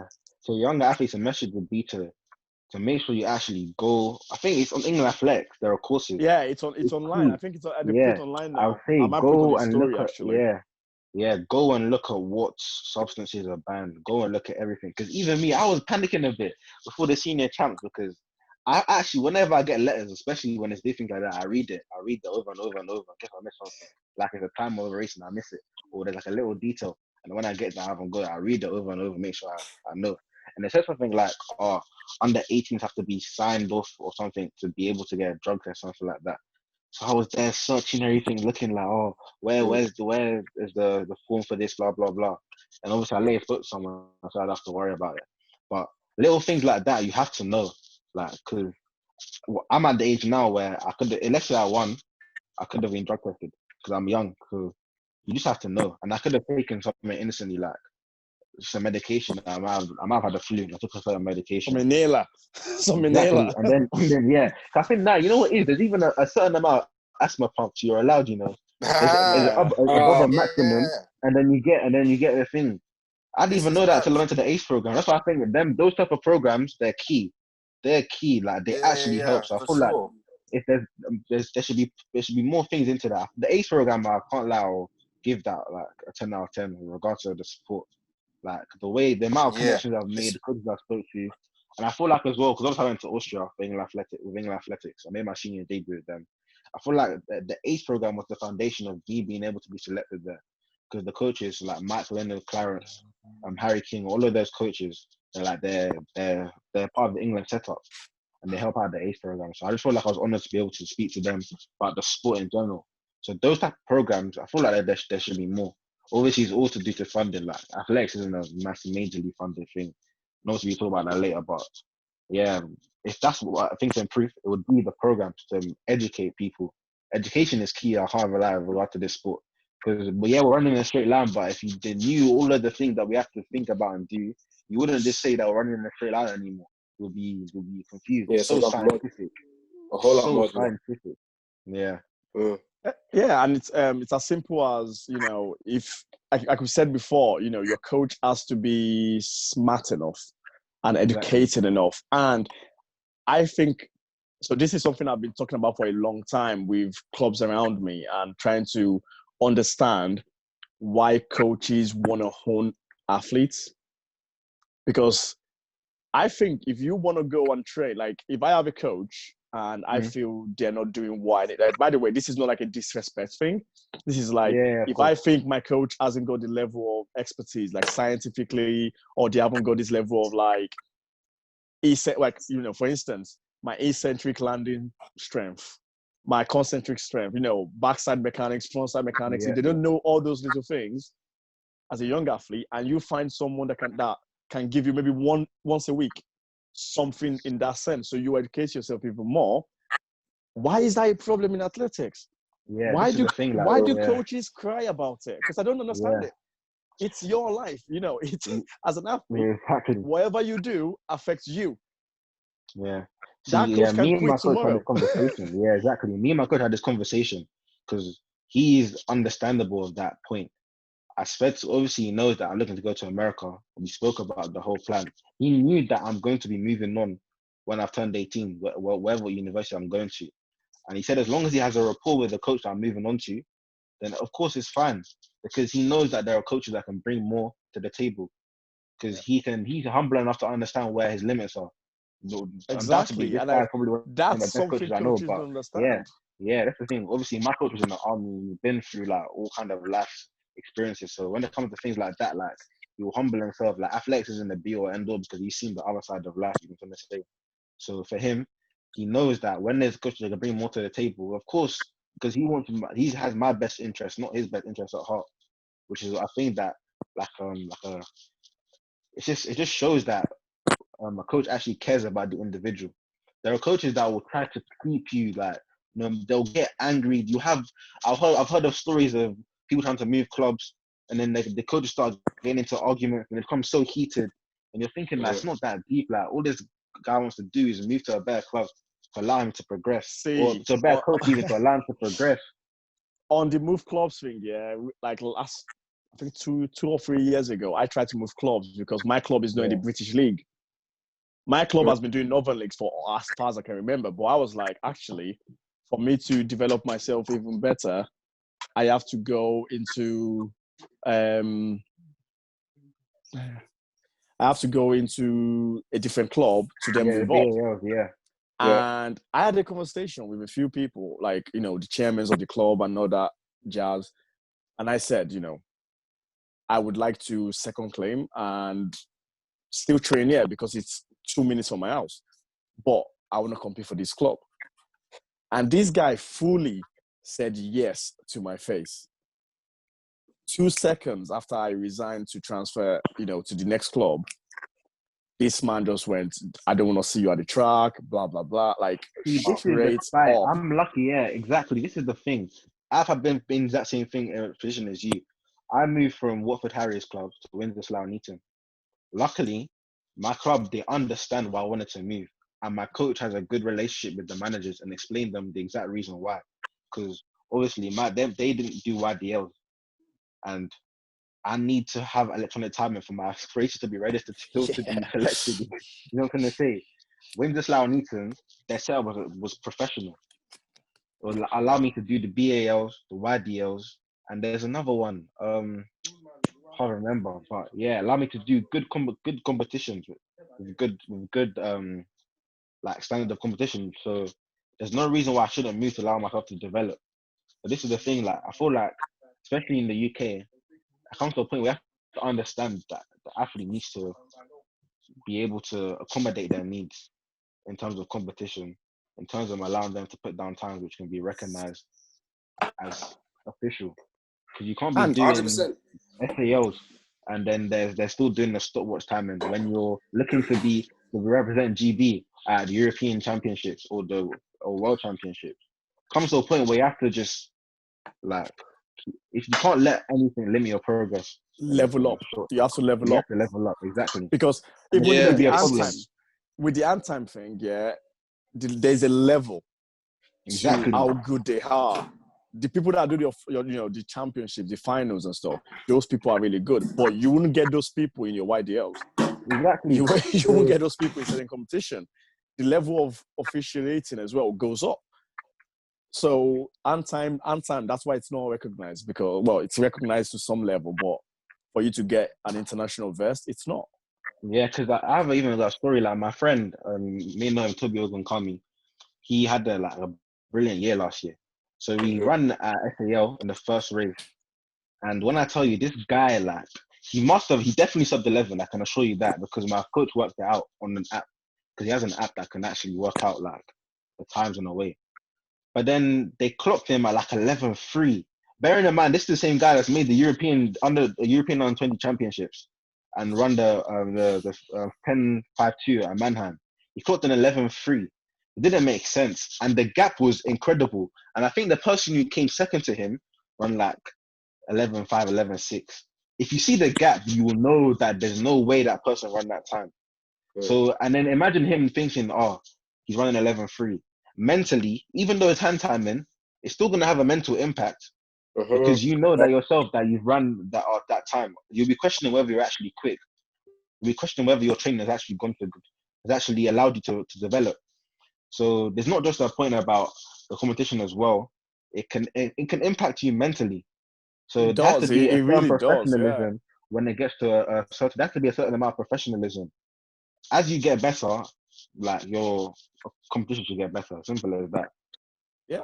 And again, you might want to stay in the same age group. You might want to, but again, you have to sort of look for a way, even if it's non-scoring, to go up to something where you can get or more championships. But how many championships have we got? We've not got a lot. Yeah, no, this is the thing again. We've not got a lot. So only championships where you get automatic timing, and then we've only got 3. Like at best, obviously some counties are getting better now. They are using automatic timing as well. But some people don't want to race in the counties. Like the counties is first thing in the season. A lot of people don't want to do that. Some people will look that I'm above the counties. A lot of people do that, but you know, the once you get to a certain level, like for instance, like if you imagine you turning up to your counties and like wanting to get like sometimes you just like, I know how easy that's gonna be for me. Exactly. Yeah. And I need a different level to push myself. Yeah, there needs to be a benefit. This is for me, like if I was to go to the county this year, I reckon I'll probably enter in the seniors and probably compete because obviously at 20 you compete as an older age group. For me personally, I would compete in the seniors. Obviously, I don't normally do that. For the Lee Valley London Indoor Games, I competed at my own age because my coach said to me, those are competitors, you need to compete with them. So I competed at my own age. But if it was for the Middlesex, for example, now I'll probably have competed in the senior like rankings. So I think it's a hard sport we've got, and obviously money plays a big role. Like money is everything. Money talks for the sport, and you know, again, if you go onto like sponsorship, for instance, you know, how hard is it to get a sponsor? How difficult and how marketable are you making yourself as well? Yeah, this is another thing. Like you got to make yourself marketable. Exactly, because even me, I'm looking to go to America primarily for the reason where I want to have a balance between my academics and my athletics. I don't think the UK, like for example, I applied to go to Loughborough, and their setup is amazing. But I just feel like for me to be able to get the exact balance where I have the support I need. Like I've talked to so many American coaches, they show me around the facilities through the Zoom calls. Like it's so hard to compare. Like they have everything, and obviously I think there's a certain stigma about British athletes going to America and thinking that that they're gonna come back or they're gonna train them too hard. But if you actually look deeply, obviously I'm with Rat Track, shout Rat Track, they're like a brilliant like organization. Jonathan, I met him at Austria as well. They make sure that you find a uni that's perfect for you, and the coaches that they know that have your best interests at heart. So that's the thing with funding as well. Like it's in the UK, it's difficult. I think in America, it's more easier to like have a setup where you're if you're on a scholarship as well, you're provided with everything, literally everything. You don't have to worry about that. But when you're in the UK, it's a worry, and that worry can take a mental toll on you. It can cause your performances to go on a downward curve. In some cases, it's more difficult, I'd say. So there's a stigma, but at the end of the day, you have to look at you have to weigh the pros and cons. So yeah. How have you found it, Sanchez? Since you obviously now you're on the 23s, yeah, like you're pretty much seniors now. How have you found that transition from the under 20s to now this lovely age group that you've got with grown men? I mean, honestly, I haven't had much experience. I mean, as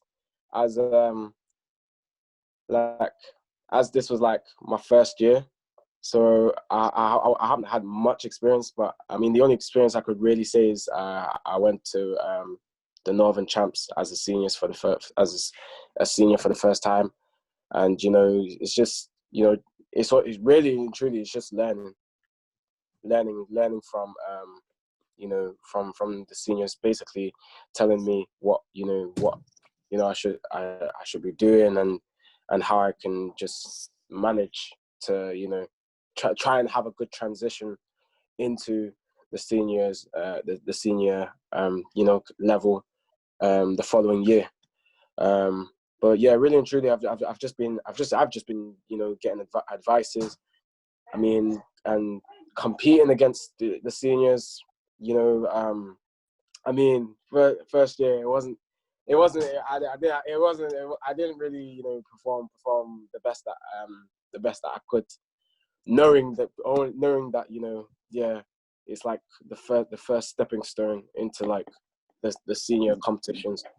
But yeah, really and truly, it was just a lot of advice I've been getting onto how to transition well and transition properly, so that, you know, I can not only, you know, perform well at a junior level, but I can also perform well at a senior level also. Yeah. What about you, Destiny?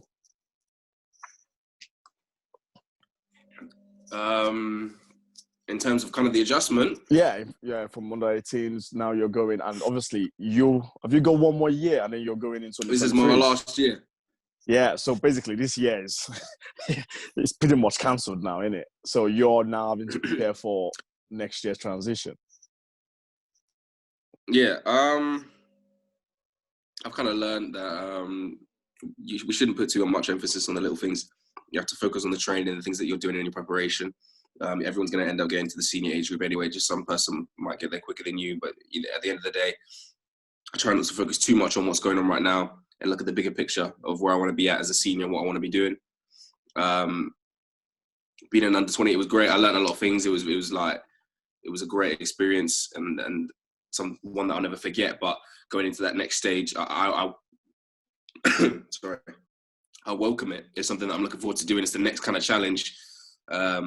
Everything happens for a reason, so I'm very excited for that new experience, racing against those older people. Give me that experience. It takes those big losses and those tough races to really mold you as an athlete, form your character, show you how to get past those tough times, show you the things that you need to work on.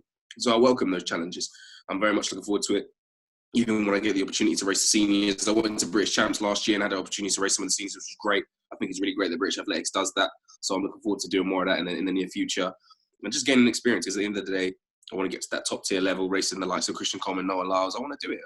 I'm open to the challenge. I'm here. I'm ready. Like I'm obviously not right now, but when I will be, I'll be ready to race them and take on that challenge. And you don't want to be afraid. I don't live my life in fear. I'm excited. I welcome the challenges. So whatever they want to throw in front of me, I know that even if it doesn't work to my benefit, or if I don't win, or whatever happens, I know that it's going to mold me. It's going to make me stronger. So I welcome it. I'm looking forward to that. Yeah, I think we've, like we said before, you know, we've got quite a nice generation of athlete at the moment. Like I think the oldest probably from now is probably 28. Everyone is still sort of young. Like OJ is still really young. Uja, like a lot of them predominantly are all very young. And obviously, you've got the likes of Kilty, Andy Robertson as well, all do it. Like, everyone is trying to still fight for the same cause, really. And I think you guys are going to bring it up. You're going to better that competition. I think, you know, we are getting sort of broad. Like, I've seen some of the under 8, like, you know, some of the under 20s have run in some really, really quick times. The competition is there now. Like, the competition is there from a young age for you to then build up. It's when you get to that stage, past the under 20s, what do you want to do? You know, you have to make that life decision. You now you've got university. Now you've got this, because we haven't got a sport that will give you money. We haven't got a sport that will just go, there's 10, here's 50 grand. You've got 2 years to get to the Olympics after that at 22 or something. Like, we've not got a sport that does that, because some sport, they'll just go, yeah, you're good at this level. Now for the next 2 years, you're going to be this program to be an Olympian. I think we used to have an Olympic program thing, but I'm not sure if we have it anymore. And it's that simple, you know, like, how do we get developed without the help? The help is always great, but you cannot depend on it. You can never depend on the help, because the help, every time, if it's about times, they're always going to be looking for the next level. They're not thinking, oh, in the next 2 years, this guy's going to be in this place. They're just thinking now, then. And that's the problem with the sport. A lot of the time, it's now focusing, like, I've seen people focusing on their 15s going, like, putting pressure on them for the next level. And it's like, these kids they're not even grown. They're still trying to develop. Let them develop. Like, why are you forcing them to do certain things? You know, removing them from that environment as well. And that can be hard. That's hard. Absolutely. Like, I've seen coaches take, like, a 7-year-old, well, not 7-year-old, a 10-year-old to train with the under 17s, because he's pretty rapid. And I'm like, yeah, but he's gone with friends now. This social aspect is gone. Every now and then, if it's once a week, it's fine. He can still go back to train with his age group. But if he's now there with the older ones, there's no point. Because slowly, his brain is just gonna, like, as he grows older, he's just gonna lose interest, man. Because socially, if you don't have your friends in training or around you, how hard would it be to get up and go to training sometimes? Sometimes you think, like, oh, can I even be bothered today? But if you then see your friends, like, text you, oh, are you coming training today? We've got to talk about this. Like, makes it easier. Definitely. You can't take the fun social aspect out of it. Like, if I had no love for this, I wouldn't be doing it. You won't do most things if you don't enjoy them. Unless no one's going to force you to run. No one's going to force you to go through all that pain and training. You know what I mean? If I don't love this, why would I do it? I love seeing my training partners. I love my coach. I love the people around me. I love the people I meet at competitions. Like the friend that I've made in Toby and Sanchez. That's a good friendship. And that's going to propel forward into multiple championships, Olympics, hopefully in the future. Like, me and Toby, I've known him from the start with this. Like, we've been racing each other, we've been going back and forth. Like, the journey is mad. Like, how me and him so weird. Like, we were talking about it as well. We were talking about how, like, we've been racing from, like, year 7, year 8 up until now. Like, now we're representing, like England and Great Britain for the junior ranks. It's crazy. So if you actually see this, like, the journey we've had. And the thing is, we weren't even in the sport fully till under 15, under 17. So I think that's a key thing as well. Like, I don't think anyone should be stressing too much about running extremely quick at under 15, under 17. I feel like you have to be patient with the journey. You have to embrace the journey, because at the end of the day, it is a journey. And then when you've made it, you'll have a story to tell about how you got there and the journey you had. Of course, running quick, there's nothing wrong with that at all. But if you're not, but you know that you have speed, and your coach can see your potential, then believe in them and believe in yourself. Sanchez, I was going to ask you a question then. When you were running in English schools, how many people did you, like, that you competed against are still running? Oh, not even English schools, because you only were once, didn't you? But in your competition stage, how many people are still running now? I think, as if I can remember the names, I think it's only 2 of them. 2 of them that are still, at least two of them, because, you know, obviously being at the English schools for pretty much the first and last time, and you know, making it to the finals as well at the 200. You know, it was only 2 of them were that I know of are still running till this day, and out of, you know, 8 people. Well, you know, the More, heat. way more. Yeah, way more than 8, isn't it? So yeah, so it's crazy how, you know, I only know, because to be fair though, at the time I wasn't really I mean, just like Toby said earlier, you know, not having to, don't worry about, you know, being fast at under 15s and the 17s, because me myself, I wasn't quick until under 20s. Like I wasn't, you know, I started to blossom around second year, third year under 20s. So when I was at English schools, I didn't really know anybody like that. I didn't know who I need to watch out for. I didn't know that. There was obviously a couple people that I knew from, you know, from the north that I needed to watch out for. But overall, like literally, there's only 2 people that are still running till this day. It's crazy. Exactly. So you gotta enjoy the sport while you can. Like as a junior, you gotta enjoy the sport. If you don't enjoy the sport, fam, in 2-3 years, you're gonna be surprised. Some guys will go from 2 foot tall to 6 foot. Like it's that mad during that transition phase. Like one of my boys, he was one of the tallest in the group. Comes a year, some guy comes back and he's 6'4". You know, it's mad because that's what it is. As a kid, you're still growing. Genetics, everything is moving crazy, and injuries as well. If you don't train properly, if you don't drill very well, if you don't take your drills very well, if you don't listen to your coaches on little standing like information, because there's some informations you get told that you think are not important, but actually for your development, they're very important. Exactly. Yeah. You know, imagine like when they say tempos, as a kid, do you know what tempos is? How to just stride it out without no effort. It's still quick, but it's less effort. Yeah. Release, it's like a relaxed motion. Yeah. It's a mad thing that I think like people should know how to do that. And when you know how to do it, how nice does it feel when you know how to do it? It's nice because you just feel like you're gliding. And then once you start doing that, it's easy to put power on. It's easy to transition speed. It's easy to understand what you're now doing. But everyone is in a rush. Everyone is in a rush, isn't it? Everyone is in a rush to get to this place. Everyone is in a rush. And I understand the medal bit. Like, I fully understand. If you go to a competition and, you know, you don't medal, it's heartbreaking. Yeah.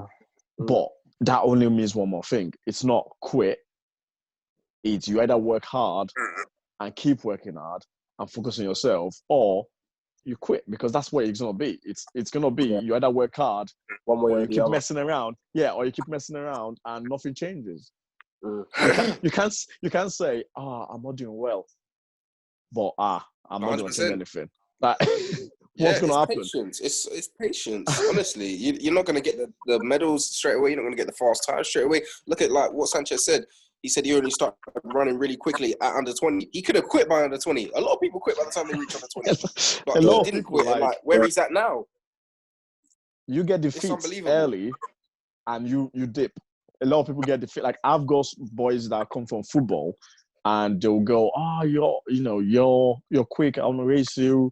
And then I'll race them. And I know, like, I've been training and I see them like stay with me for a while. And then obviously with my experience of running, I just go. Leave them, I think to myself, actually, if you train for probably a year, 2 years, you can be where I am. But people are not patient enough for that. A lot of people are just like, nah, I've just been gapped. I've just been left to like 10 meters. Like, nah, like it's mad. If you grow, 10 meters can become like, one. Can become one quick. How quick do you drop from 11.2 to 10.8?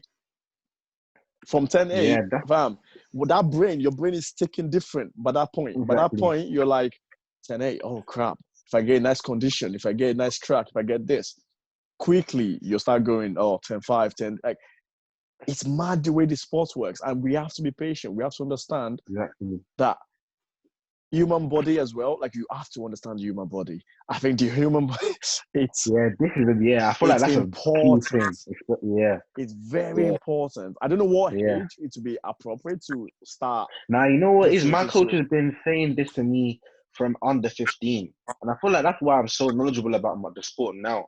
Like this is like everyone would be bored, but I think I was one of like the few of my group to actually listen. He could tell you every single muscle in the body. Like he will tell you all about the different systems that you're using when you're running. Like the sport is so scientific. He will tell me about the force to apply, how much force is applied at what point. He'll tell me everything. Like if you were to speak to my coach, you can have a conversation. It will go on forever and ever and ever about everything. But I feel like if my coach is good in a way that he will continue to talk about it to the kids, whether they don't understand it or not, because we'll get to the age where everything will just click. And for me, I feel like that was our first under 20 and second under 17. Everything just clicked. Everything he was saying about the technical aspects of the sport just clicked with me. And then after that, that's when you start going and finding out things for yourself, and then researching it, and then bringing it back to your coach and then asking him, "Oh, why is this part of why do I need to do this at this part of the race, or why?"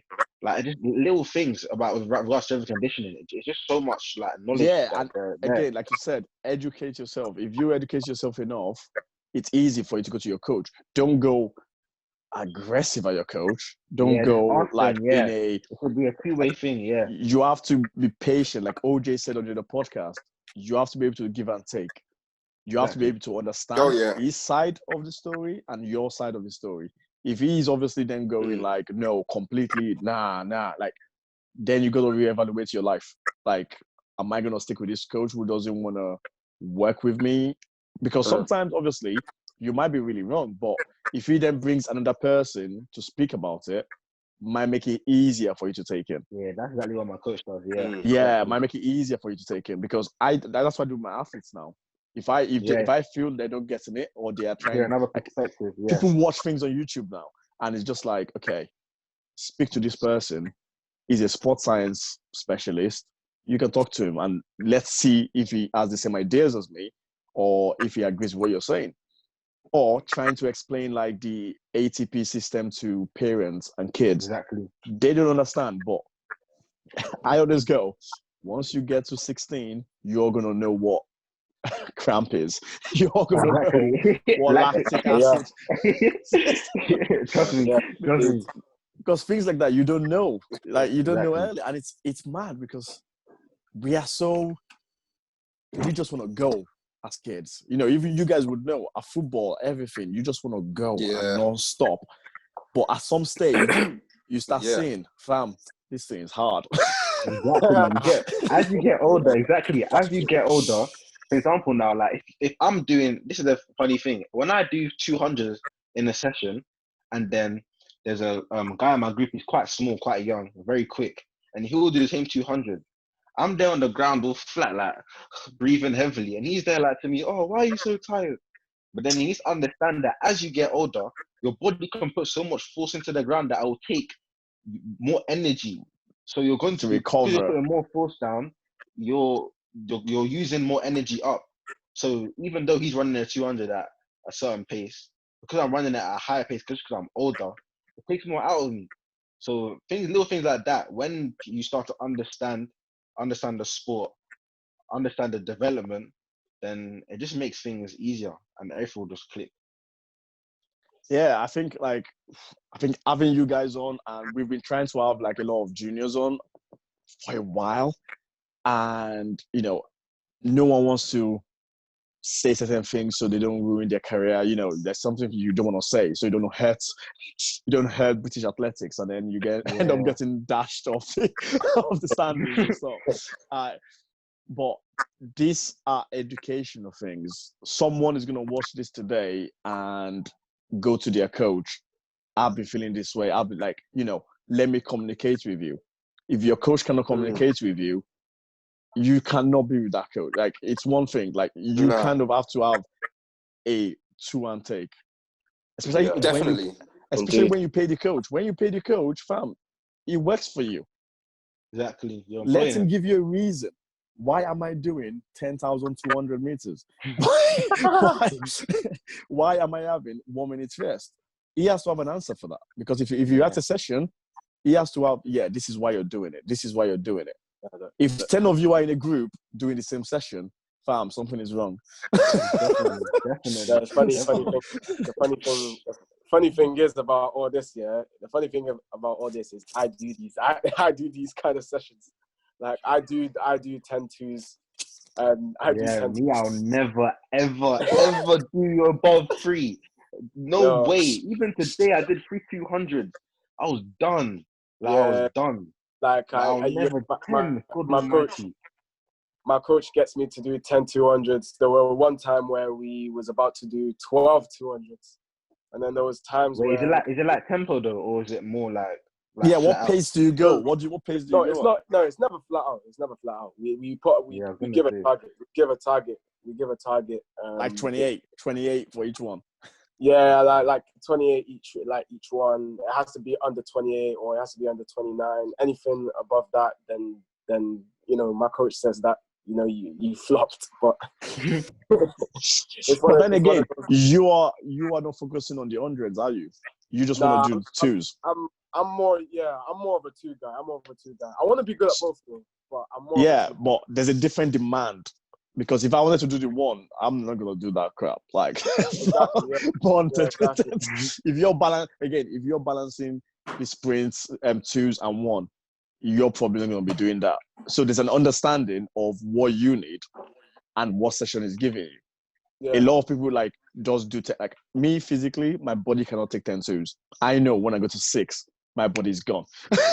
Like I start doing like 34s, 35s, and that's when you know. What's the point of this now? Because I've completely just shattered myself. I can't even complete the session.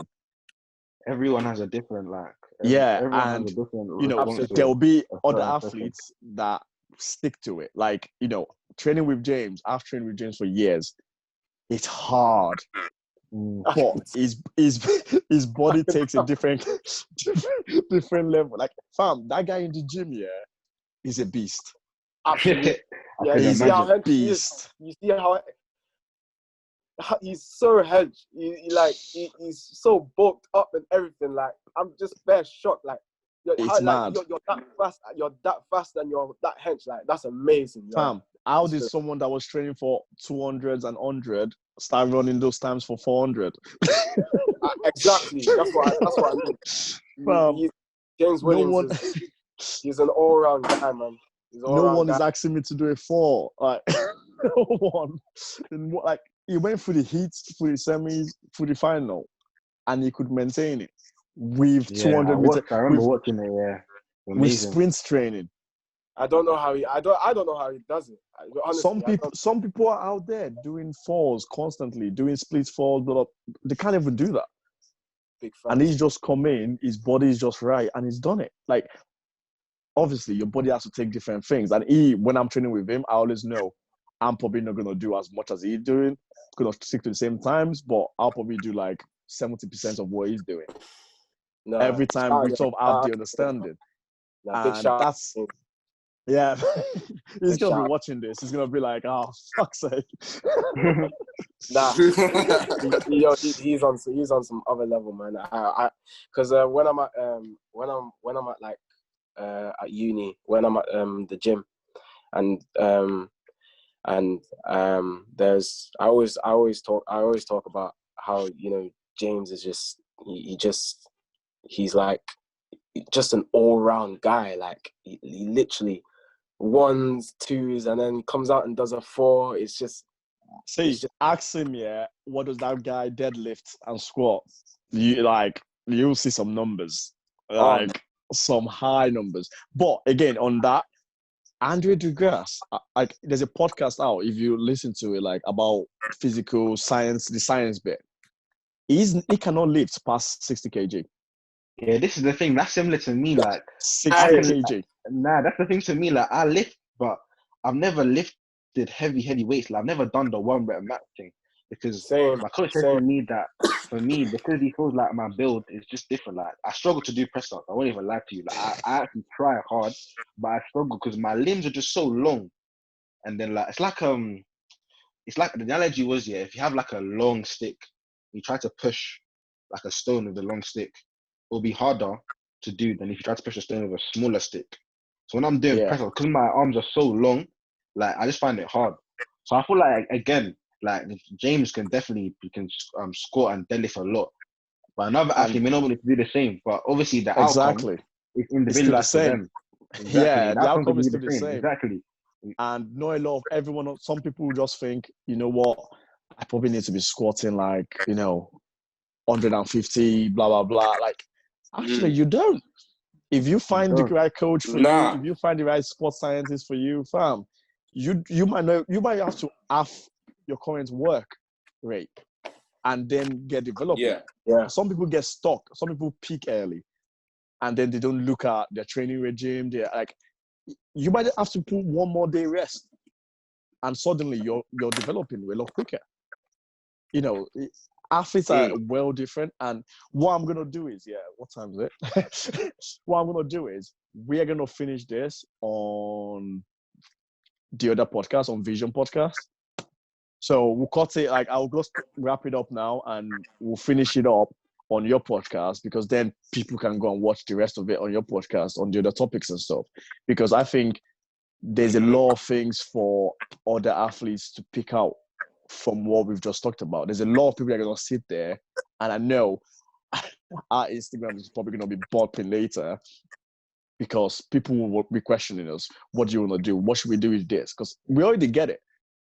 And we always reply as much as we can to everyone, like from different countries as well. Like, we always try and reply to as many as we can and help as many as we can, but or direct them to the right settings, direct them to the right places. Yeah, like if you cannot answer the question, direct them to your coach. Let your coach think if he wants to reply, or your strength and conditioning coach, or your whoever you've got. Direct them if you cannot help them, because sometimes you might not be knowledgeable enough for that. Just pass them on to someone else that you think is knowledgeable, and then that might be a source of income for that person. That might be life is weird the way it works. It's give and take. Definitely. And then you don't come across as a dickhead. yeah. And my last thing I'd say is, it's crazy with what you've been saying about Andre de Grasse not being able to lift past 60 kg. Everyone is different. Everyone can lift differently. Everyone can push a certain amount in a training session. Some people can do a lot of endurance. Some people can't do a lot of endurance. Some people are better with the speed stuff. It doesn't matter. We're all different as athletes. We've three of us, we've gotten to where we are. We all do different types of training, but might do similar training in different aspects. It doesn't matter, but we're still able to put down certain times and run at a certain standard. And it's knowing that your journey might not be the same as everyone else. You might not be able to train in the same way as everyone else, but that doesn't mean that you are less than them. Yeah. Exactly. In areas where they might be better, you may make up in certain areas. It doesn't matter. Everyone has their different strengths and weaknesses. And it's allowing you to grow into your body and know who you are and know what you bring to the table, and know that, like, okay, I can't do this, but I can do this really well. So don't then think of the thing that you can't do very well, because there is something else you can do really well. You know what I mean? Every athlete has their different weak points and strong points. I do want to add this. Lastly, adding on to what Destiny said about not having to worry about with gym, like if you like wait on your own time, because 100%, because I can relate to that because with me I've been wanting to do gym a long time ago, like at under 17s. My coach was just there telling me, like, no, like, you gotta wait your own time. Just because you see other people doing it doesn't mean that you've got to do it. And what's crazy is, like, the times that I'm running now, all of that has happened with not a lot of experience of gym. So that's why it's like, don't worry about other people doing gym. Just wait on your own time, be patient with it, and let your body grow into doing like the gym stuff. Because yes, of course, gym, it will help you. Of course it will help you, indeed. But you gotta wait till your body's ready for that, because you don't want to go into gym at like under 17s or and then you don't want to go into that straight away and then your body's not ready for it. You know what I mean? So that's just what I want to. That's just what I want to add on and just tell people. Like, some wise words, bro. For sure, 100%. Don't worry about it. Literally, and I think you have nothing to worry about. Like it's good. You know, you should always know what control you can do. You can easily do body weight workouts, mobility work, strength work without even the gym. Like there's so many things you can do. Like circuits. Without piling 100 kg on your back. 100 kg on your back. Like, not weightlifters, sprinters. Wow, that. You know, like I know for me, for instance, I'm a power lifter. I can lift heavy. But some people cannot. Like I think first time I went to the gym, I deadlifted 170. Wow. That's my first time of going to the gym. For some people, it's gonna be 60. Exactly. I spent my 120s literally just doing body weight exercises, running up hills, doing everything to make sure my body is right. And obviously I was playing football, so I was conditioned. But people want to put this emphasis on, if you're not lifting weights, if you're not Olympic weightlifting, if you're not doing cleans, if you're not doing, wait your turn. Indeed. Be patient. Learn the techniques if you want to, but geez, wait your turn. Indeed. That's what it is. And I think that's a great way to end it on this podcast. We're going to move on to Vision Podcast, and we're going to continue it there. I'll plan with you guys, like, when we need to do the talk, because there's a lot we can talk about. There's a whole lot. I'm here for it. Yeah, there's 4 of us here, and we've already got different experiences. Oh, for sure. Some very similar, some very, very opposite. Some very different. So exactly. We gotta keep educating the younger ones coming up. We gotta keep educating even the older ones, which is the coaches. We gotta keep educating them as well, because things like this, a lot of athletes don't speak out about it. If a coach watches this now, for instance, and go, you know what, I've been doing that wrong for a while. Go and read a book. Go and research, not just a random book. Go and check the right people to look for. Ask for help. Asking for help doesn't make you weak. No. Asking for help doesn't make you weak. Asking for help doesn't mean you're not a good coach. Asking for help makes you a good coach. You know, speak to other coach at the next level. Speak to other coaches around your area. This sport is not like, it's a selfish sport, but you need help. It's a very selfish sport, but you need help. And we are going to carry this on. And boys, I want you to tag your socials in the back. Just go from Sanchez. Just tag your socials, and then we'll put it in a big thing. I've got my Instagram, Sanchez_Nguie. That's the Instagram platform. My Instagram account. Toby. My Insta is tm.athlete, and my Twitter is Makoyawo. So yeah. Oh, nice. And Destiny. My Instagram is just Destiny Ogali. My other Instagram as well is visionspod. So visionspod_. We got more stuff coming on that. Hopefully getting these 2 in for an episode soon, so be on the lookout for that. And visionspod on Twitter as well. Yeah, look out for that podcast. Like, again, share your experiences as like you guys do what you do. Like different athletes are gonna come to you, to the athletes that come to us, and athletes that come to us might go to yours and speak. For sure. The different vibe. It's a different topic that you talk about. And you know what? Thank you very much, guys. And very much. We're out.